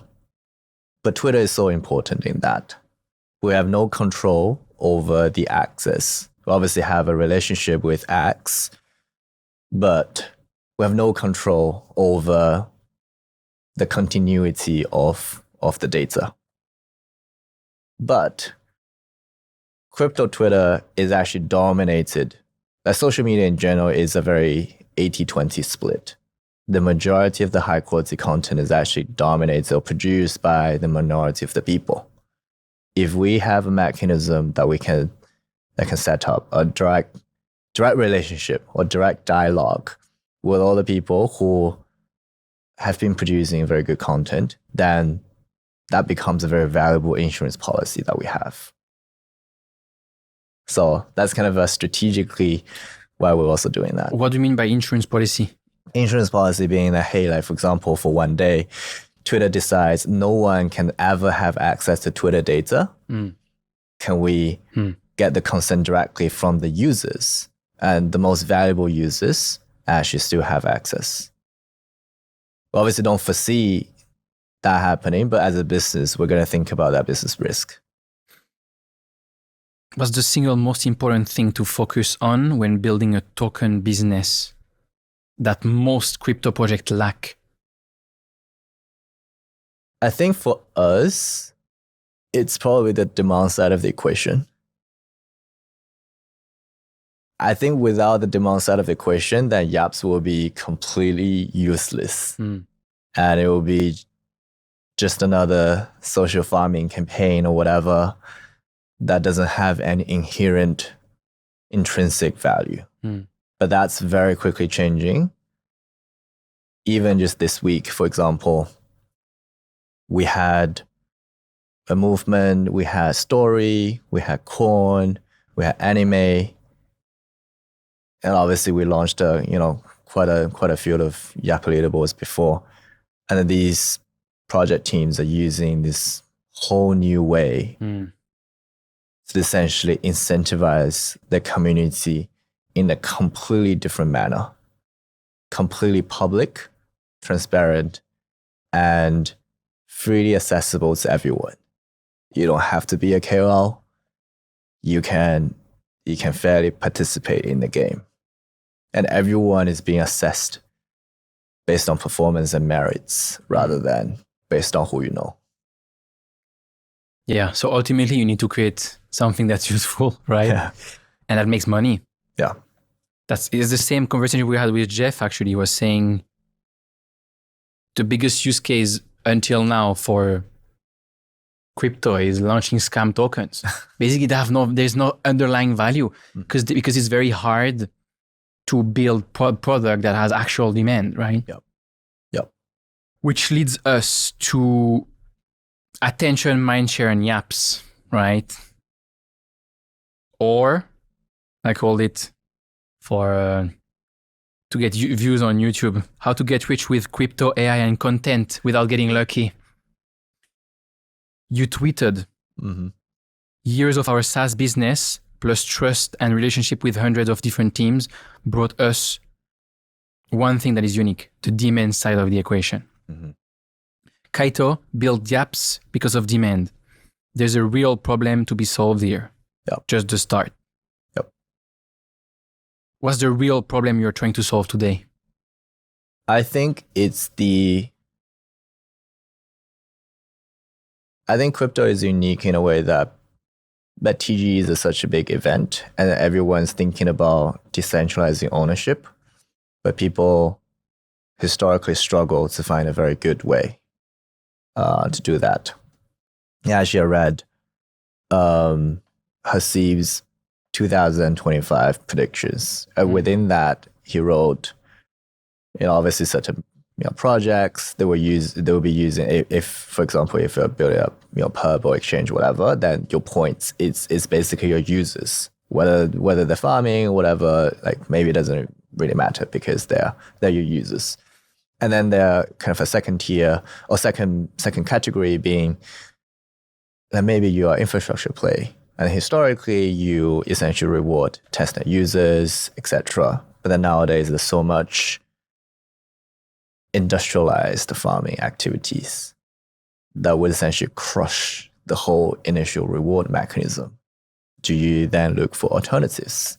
And then his prediction is people will start rewarding social contribution plus doing more crowd sale, because they can know that these are the real people. And you're already seeing these. I would say that Eigenlayer probably led the trend back in September. Then they distributed, millions of dollars to content creators, and that was a surprise drop. We helped them essentially going back 2.5 years of time, identifying all the accounts that have been generating meaningful content for Eigenlayer. And then after that, so many projects came to us and said that, can we also do the same? Right? Because we know that these people are real, and we know that we can put a content filter. We can leverage LLMs to understand everything that they said. And actually, so in the whole game, so there's kind of the demand side of the equation, that people want to do this. People are willing to kind of set aside very substantial rewards to reward things like this. And there's also the other side that the technology is ready to kind of make a lot of the stuff that was previously just completely impossible. And so that was unique in a way that, even right now we have so many projects in the pipeline want to launch YAP leaderboard, and then they all set aside rewards for this. And if you really think about a very, very simple business or equation, every year airdrop is, last year, for example, is 15 billion. Every year is above 10 billion. If you believe that in the future, social airdrop with a very solid mechanism can take 10% of the contribution within the initial airdrop. That's $1 billion of value that we can distribute to all the users. And to the right users, right? To the right users. Not the farmers. Yeah. The right people. So it's just a win-win, because the right people are being rewarded. Yeah. And then you have a stronger community who will be your evangelists, right? Yeah. And I think one of the misconceptions that people had was, then everything can be gamed, and then you have this leaderboard and maybe it doesn't make sense. But actually, people have much more data than that.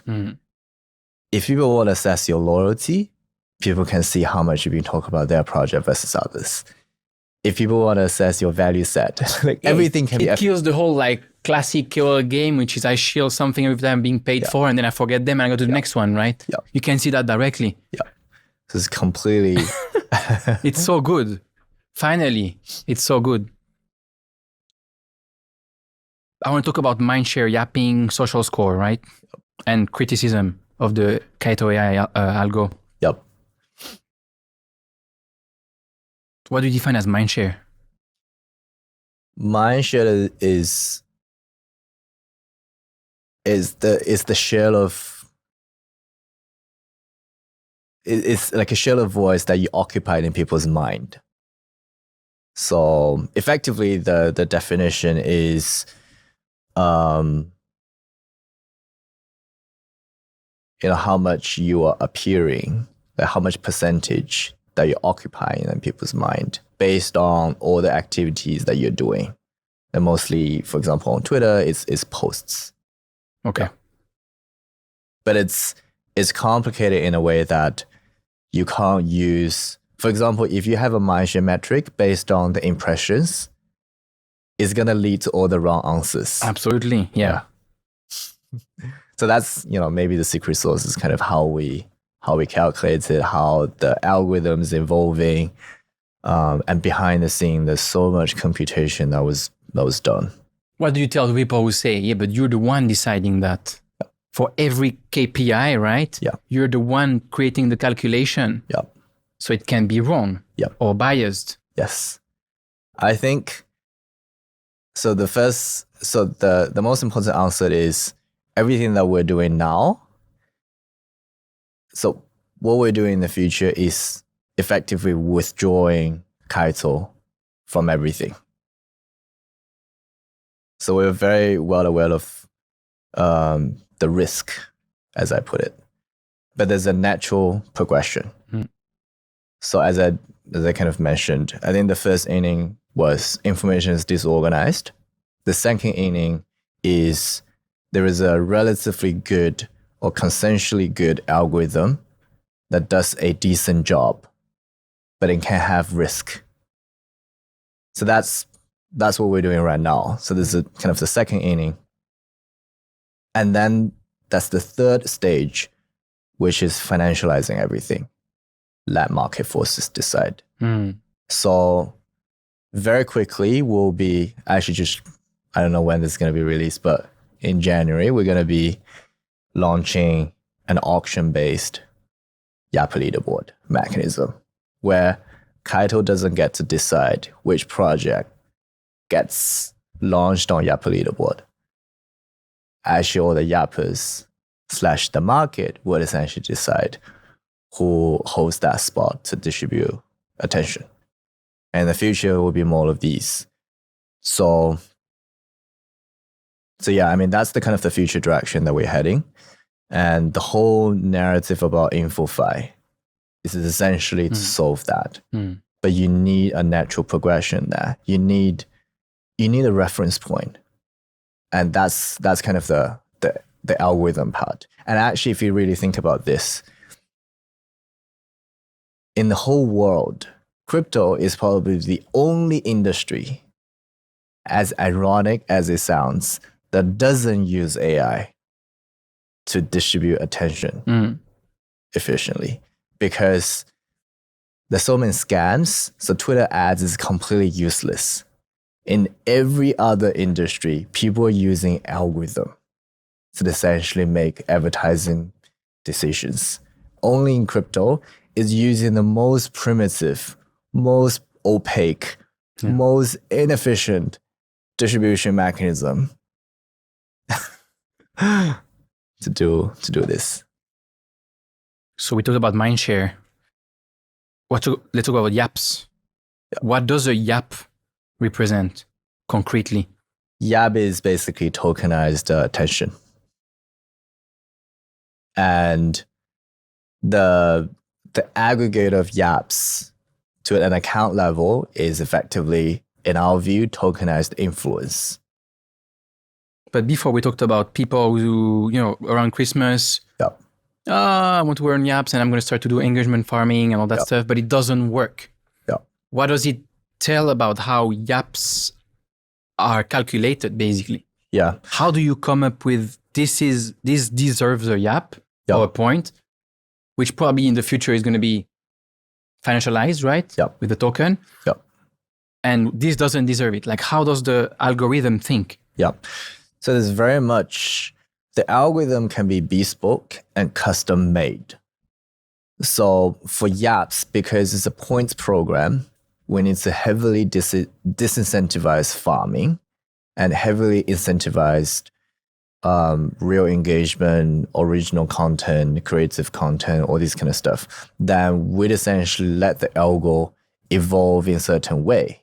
But actually, if you see some of the community YAP leaderboards, they're being run on completely different algo because ultimately that's where these projects would essentially decide. It can completely be custom made. So for example, a simple example would be in YAPs, you wouldn't be earning points just by vibing we like for Kaito, we don't necessarily want to incentivize that. But actually for some of the community projects, they won't. Right. So you don't have to be very, very insightful or original. Like copy pasta can also be fine as long as, hey, everyone is saying, for example, we're launching on Q5 or, Oga Booga or whatever, Gmove. And the people, essentially want certain, subculture to evolve. And every community is very different in that construct and setup. So the algo will all be different. But what you're doing, you said, is not disincentivized.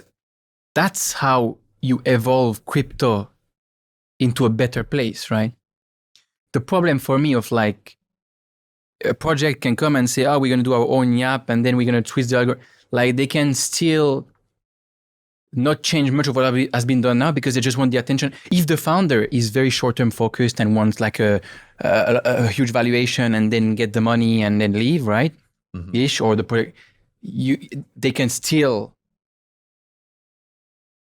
say, okay, the algo should work that way so that we're maximizing for short-term attention and buzz and all that stuff, and it doesn't really matter, right? Yep. So you need to have a human who is well-intentioned, right? Yep. I think we obviously, like as Kaito, we have a North Star. And like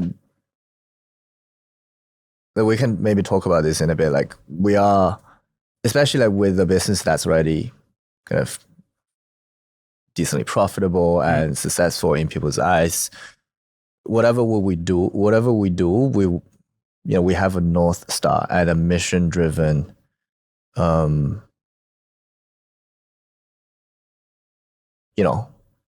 we're effectively kind of mission-driven believers in that, construct. So that, that's kind of up until this point how we've been selecting, certain projects over the others. But I think eventually we'll be left to the market, and you have to put the trust into the market somehow that people collectively, but also obviously there's going to be a part of our job as well. Like, for example, simple example, if people are voting with YAPS, we'll essentially determine who gets YAPS, right? If we're distributing YAPS in a relatively good way, then people with the right influence will essentially, you can trust them with the right decisions. But over time, I totally see, I think, Kaito gradually being removed and withdrawn from the entire system, and also cut part of the network.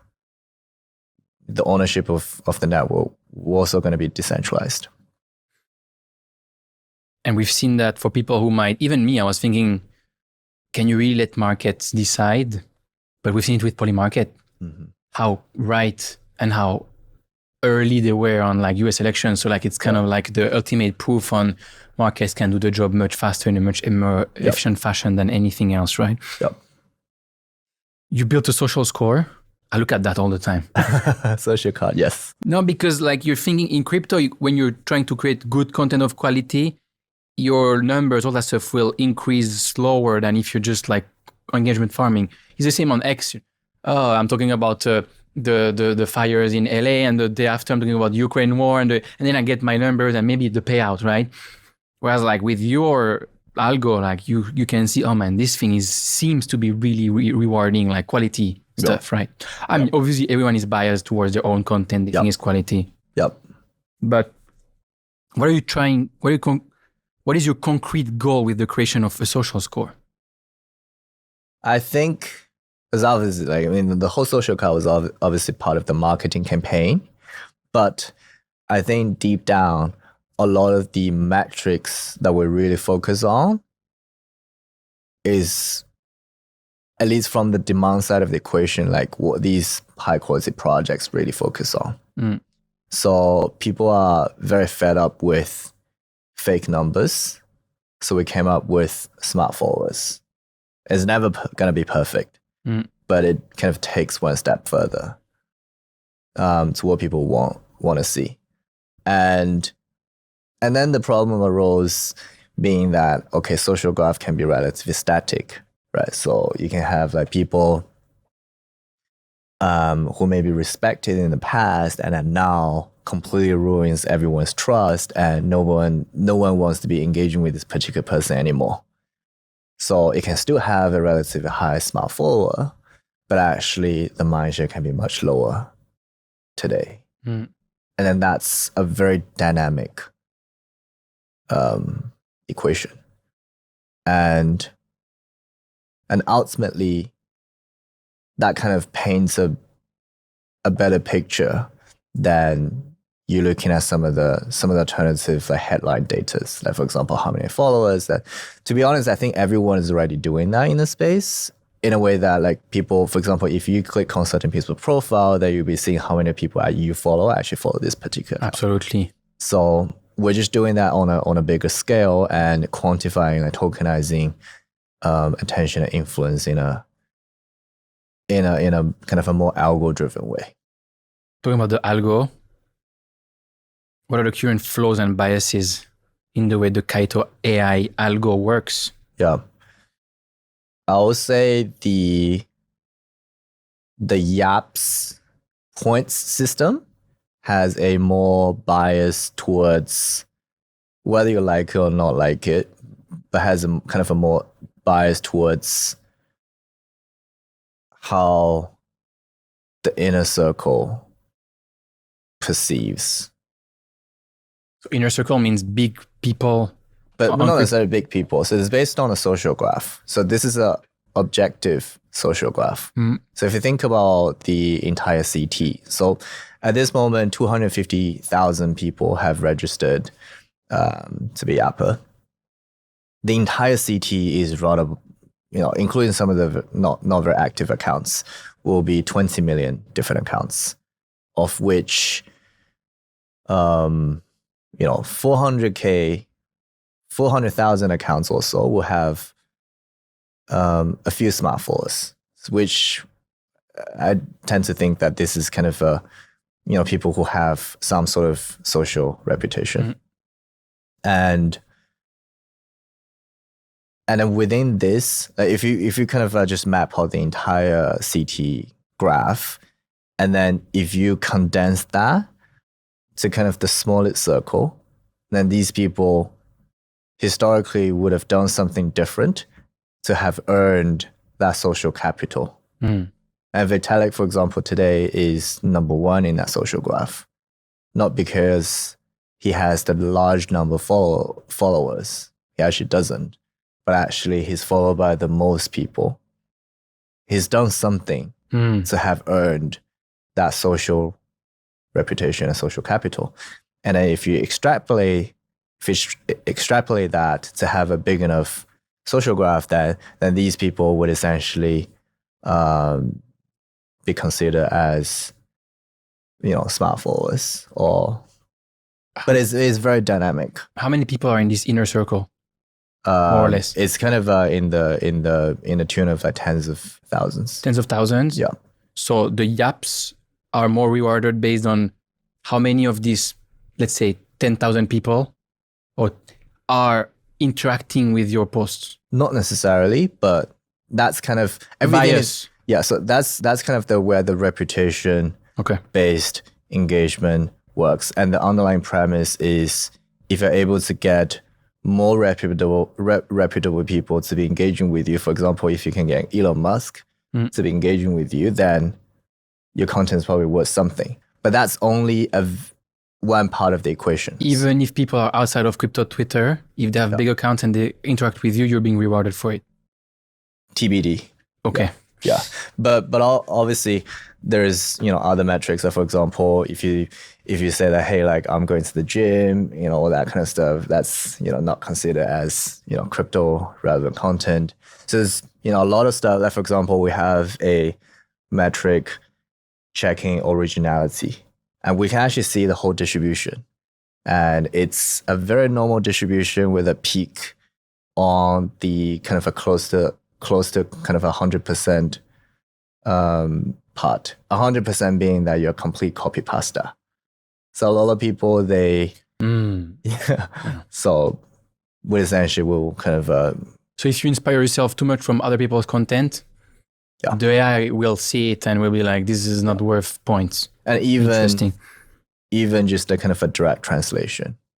Because across languages, paraphrasing, summarizing content, like, and it's very evolving as well. So what I said today could also change quite a bit. And kind of AI is also having that dynamic evaluation mechanism. That there's also kind of a difficulty adjustment as more people come in, as more content comes in, then, you know, it kind of always adjusts. What's the goal of the YAP campaign? I think YAPS to us is just onboarding. It's nothing more than onboarding. So it's very, very early. And we have the demand side of the equation, and then YAPS is our way to bootstrap the supply side of the equation. To get people to start being, you know, part of the ecosystem. But it's not a product. I know that a lot of people already kind of, you know, check out the leaderboard and maybe, you know, find out some of the newer accounts, etc. But in my view, it's not a product that people can use yet. Like, you earn your YAPS, you can't use your YAPS. And that's going to change very soon. The only way to earn YAP today is to YAP? Yeah. YAP points, right? Yeah, or refer people.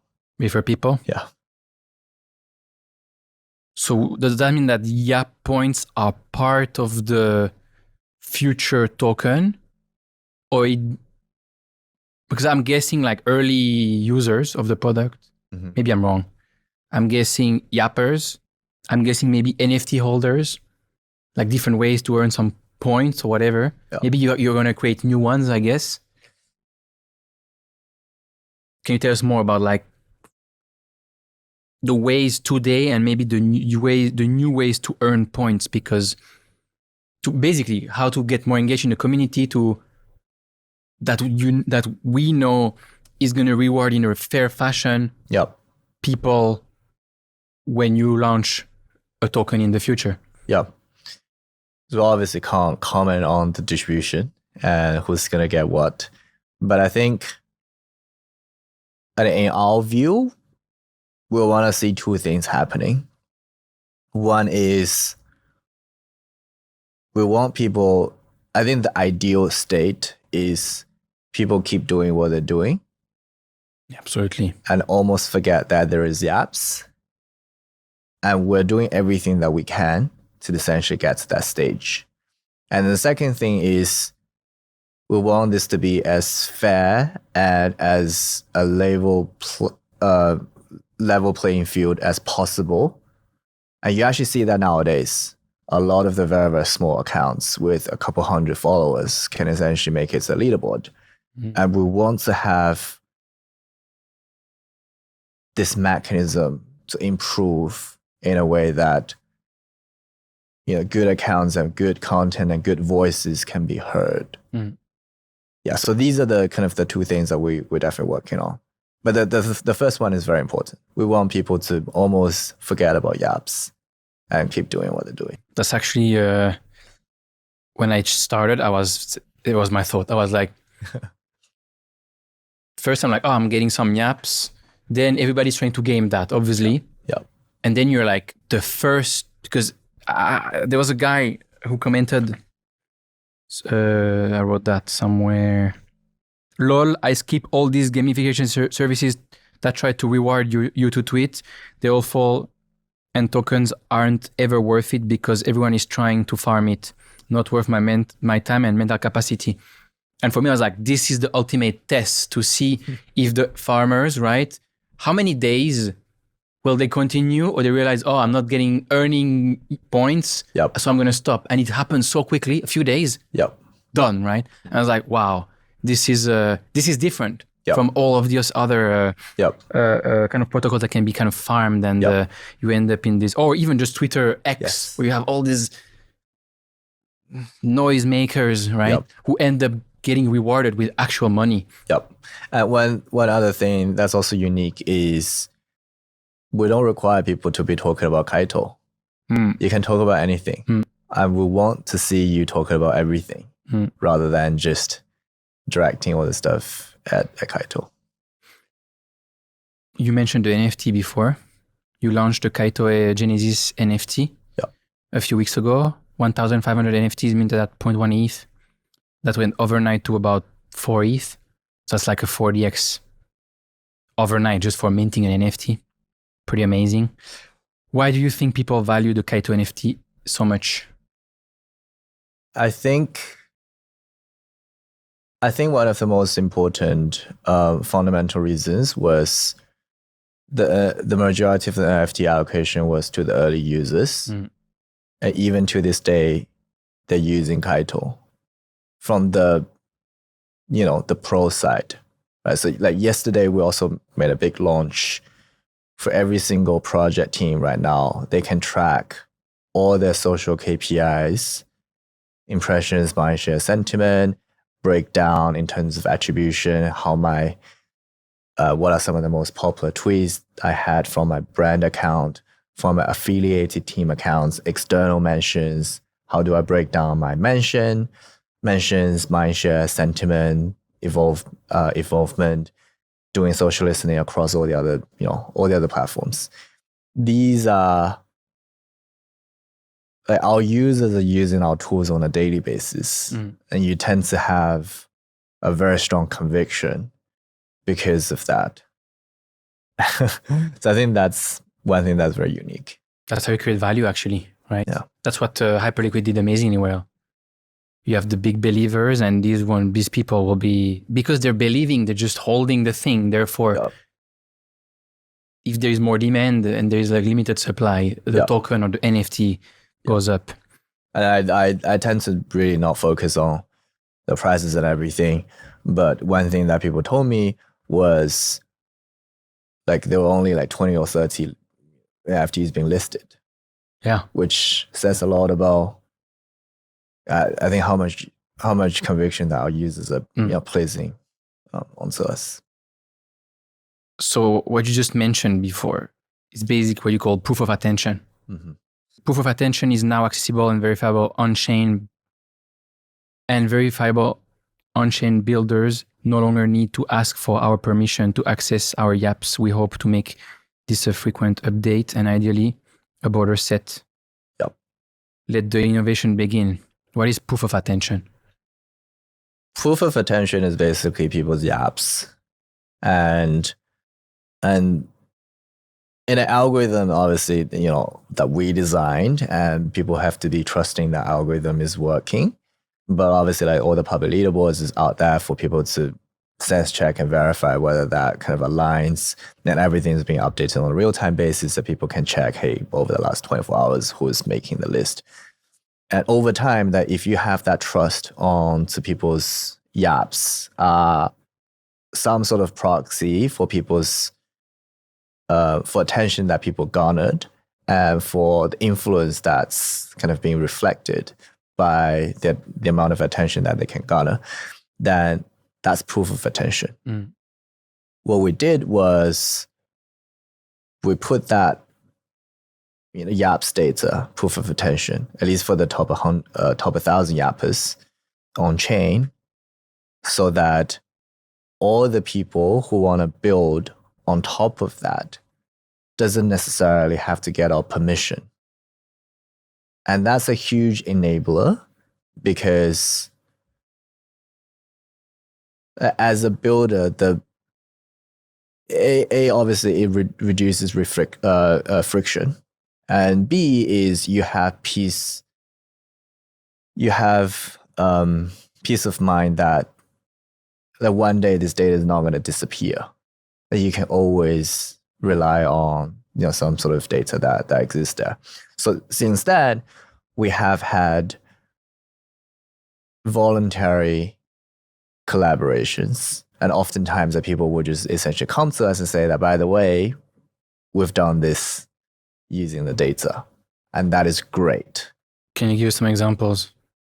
We have a lot. So for example, people are doing so I think Kwai was, for example, doing incentivized testnet, and then essentially whitelisted all the NFT holders and YAP users.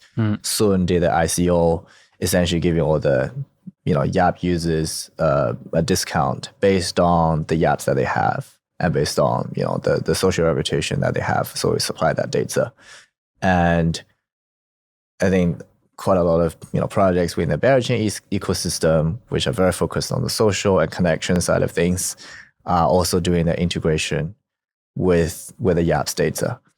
So it becomes, and we also just had a conversation I can't share, but it's like one of the very, very prominent fundraising platform, ICO platform, that essentially decides to kind of or thinks about integrating with YAPS, because like they know for sure that these people are real people and they have some sort of influence and social capital within the space.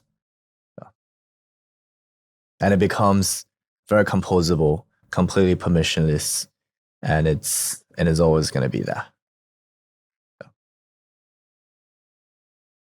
I had a conversation with Wiki, the co-founder of Virtuals, a few weeks ago, and he told me how much Jeff Yan and Hyperliquid example forced them to change their fundraising model. They essentially said, we wanted to go and raise, but we're not going. We're not going to raise any VC money. You said the significance of Hyperliquid's rise goes beyond the product itself. It deeply inspires all builders who come after. This is likely the profound impact it is making on the space. What did you decide to change at Kaito after seeing what the Hyperliquid team pulled off?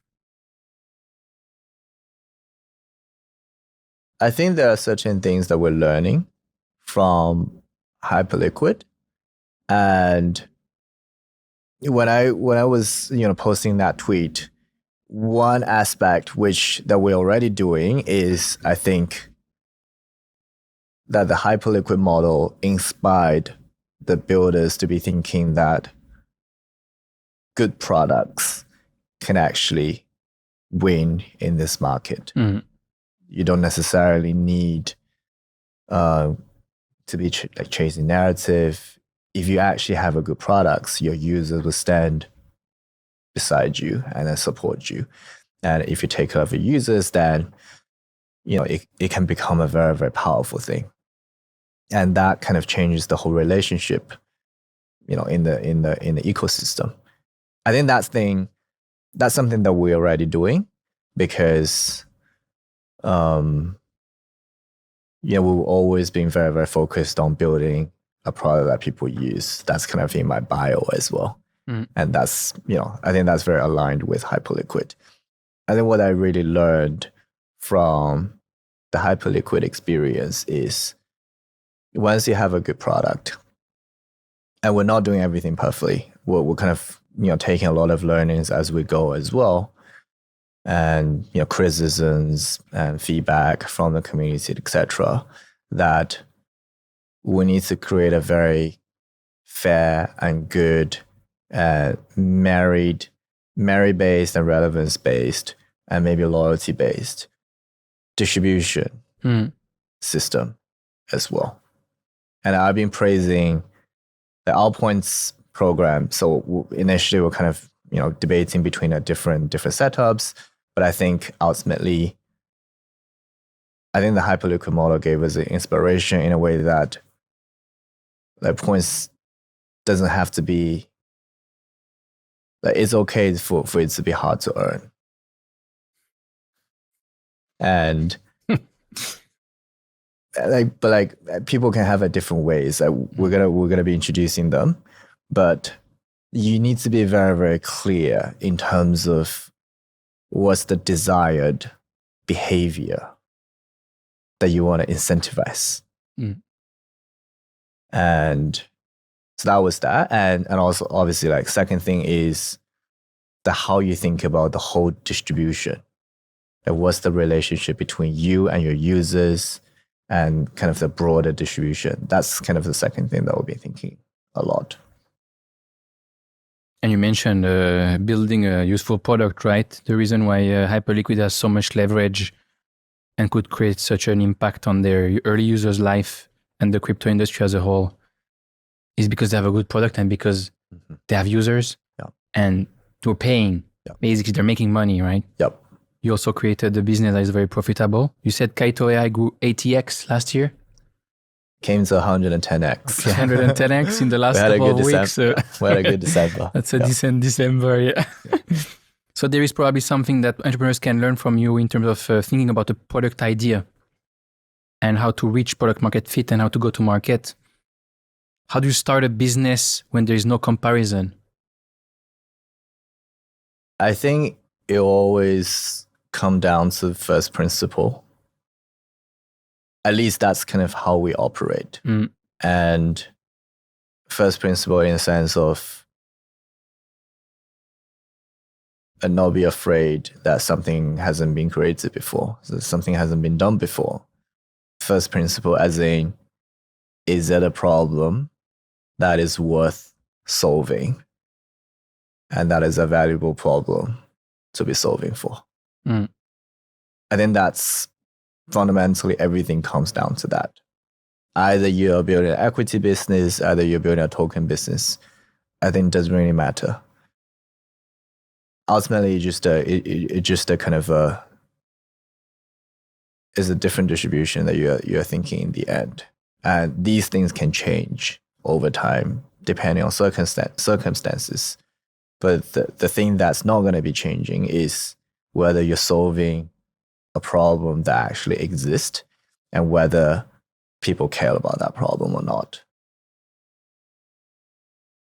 You said the only way we can collectively be a positive sum game in the industry is if more entrepreneurs try completely new different products instead of slight improvements. Yeah. I think I'm a firm believer in that. And I can give you an example where we probably been asked millions of different times whether we want to do on-chain analytics. Because people perceive us as an analytics company. But the way that we're really thinking is if there are other people already done certain things, then we might as well just stand on the shoulders of the giants and then push the boundary somewhere else. Yeah. And I truly believe that that's how the whole industry can move forward. You don't think about, and obviously I think like marginal improvement is important, but I think like, I think certain times that people being too focused on,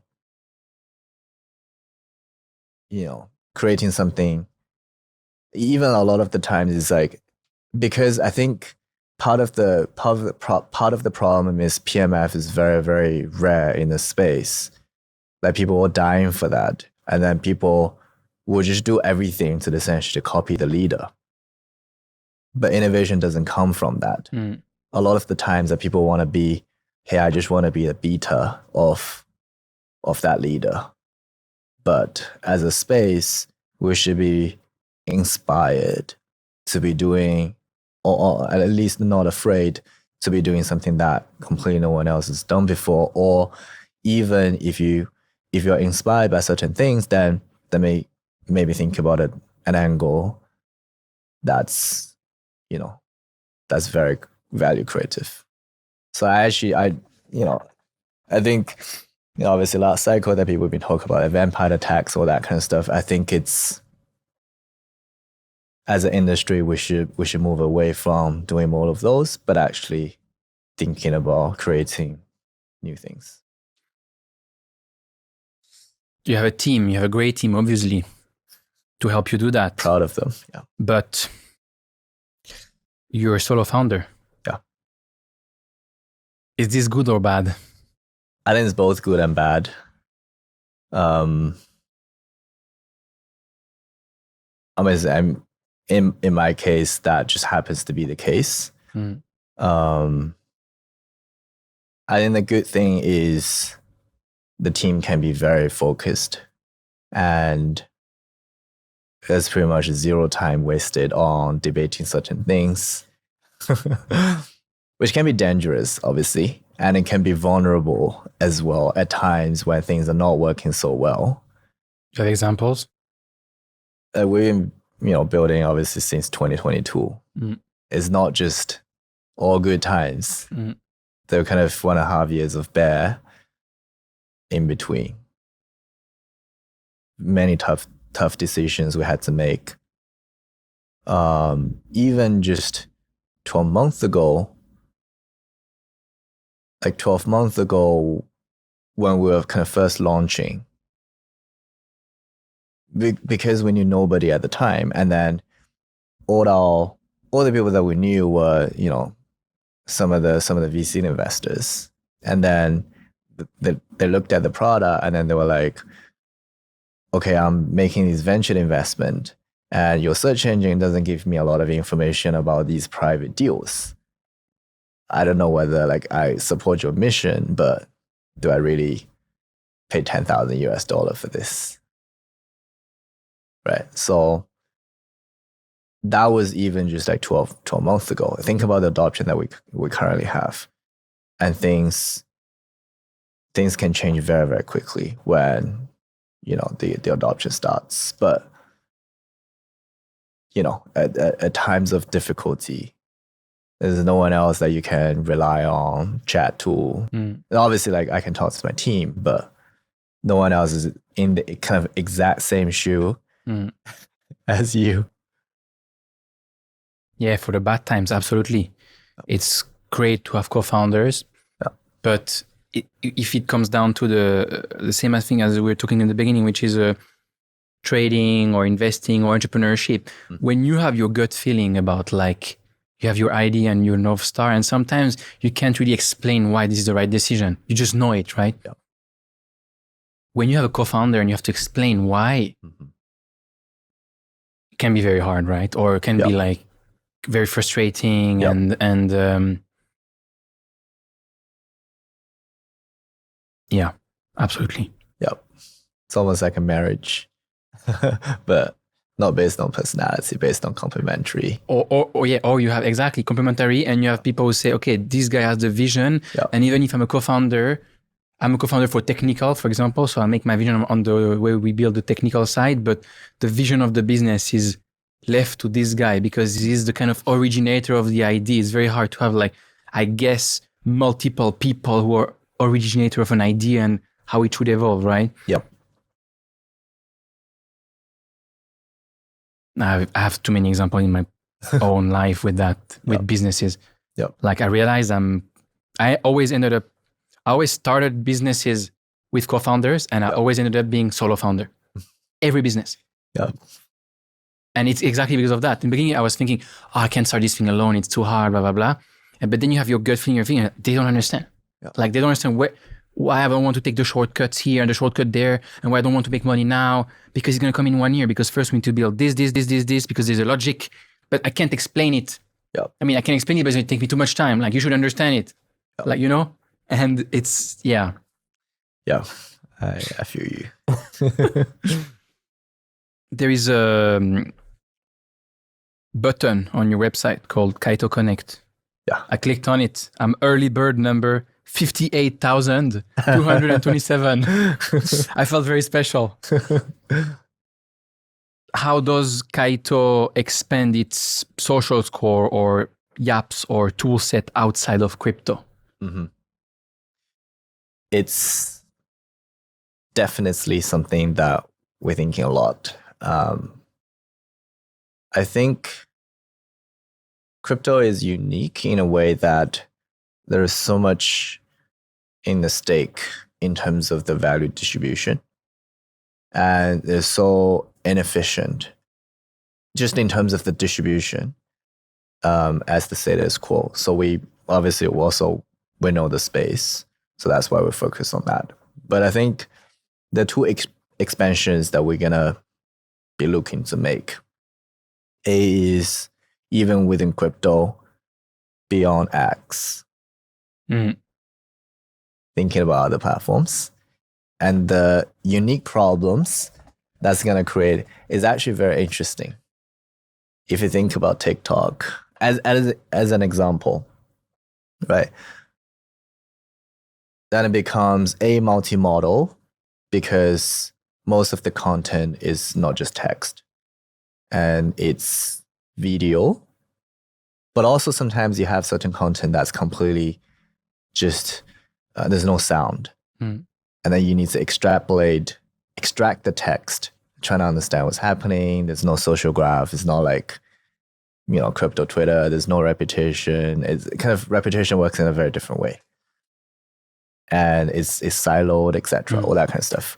So it's very, very unique problems that people got to be thinking about.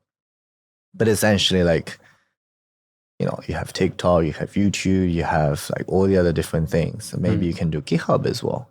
Different things, right? You can do on-chain reputation, etc.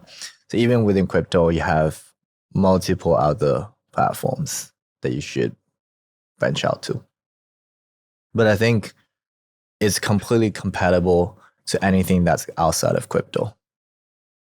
If you dream of a situation that we're able to redefine the relationship between attention creators, attention consumers, and attention distributors within a space right now, and are we able to do this across all the other space? And with the added benefit that you can actually link everyone's identity across platforms. Everyone's identity, everyone's content across platforms. No one can actually do this today. And none of the tech platforms actually will talk to each other. You said before we're not an analytics company. Yeah. I mean, what are you? Because even for me now, I understand exactly what you're trying to do, but I can't like put a word on it. Yeah. I don't know. I think it was some sort of hybrid between tech and crypto. I'll say that the big difference when you think about analytics company is, like, for example, like Google has Google Analytics. You wouldn't be calling Google an analytics company. I'll say that the core DNA of an analytics company is data science. And they have to be very, very good data analysts. Like, we're not data analysts. We are software engineers and AI engineers. And that's actually one thing that's the most different. If you think about some of the data giants in crypto, in the space, they come from that part of the domain, but we're different. You explained like how you want to kind of connect these different platforms and create like social profiles based on reputation. If you had to explain in like a sentence, what's the big vision for Kaito? What would it be?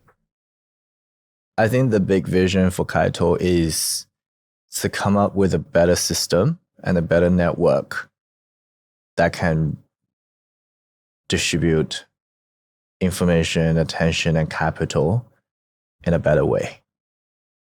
And that will cut through everything that we do. What excites you the most about the future? I think to let people have the aha moment of realizing, okay, things have changed for the better. And that's kind of if you really think about this, like, for example, once you kind of put the builder's hat on, and then the happiest moment is never that, okay, you've seen like certain people paid or whatever, but it's actually people will come to you and say that, hey, like, I really enjoy using your product. It's the same thing that every builder will say to you. And for us into the future, like all the stuff that we're doing around YAPS, the single most important North Star from our perspective is whether this is doing something for the better. What's your biggest prediction for the next 12 months? YAPS is gonna be currency. I think that's very important. I think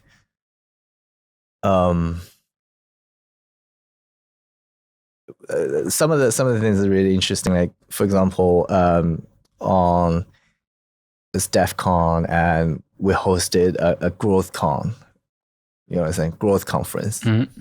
And I showed a couple of different charts. And one of that was Mindshare. 12 months ago, very, very few people were talking about Mindshare. And then today, a lot of people are talking about Mindshare. Mm-hmm.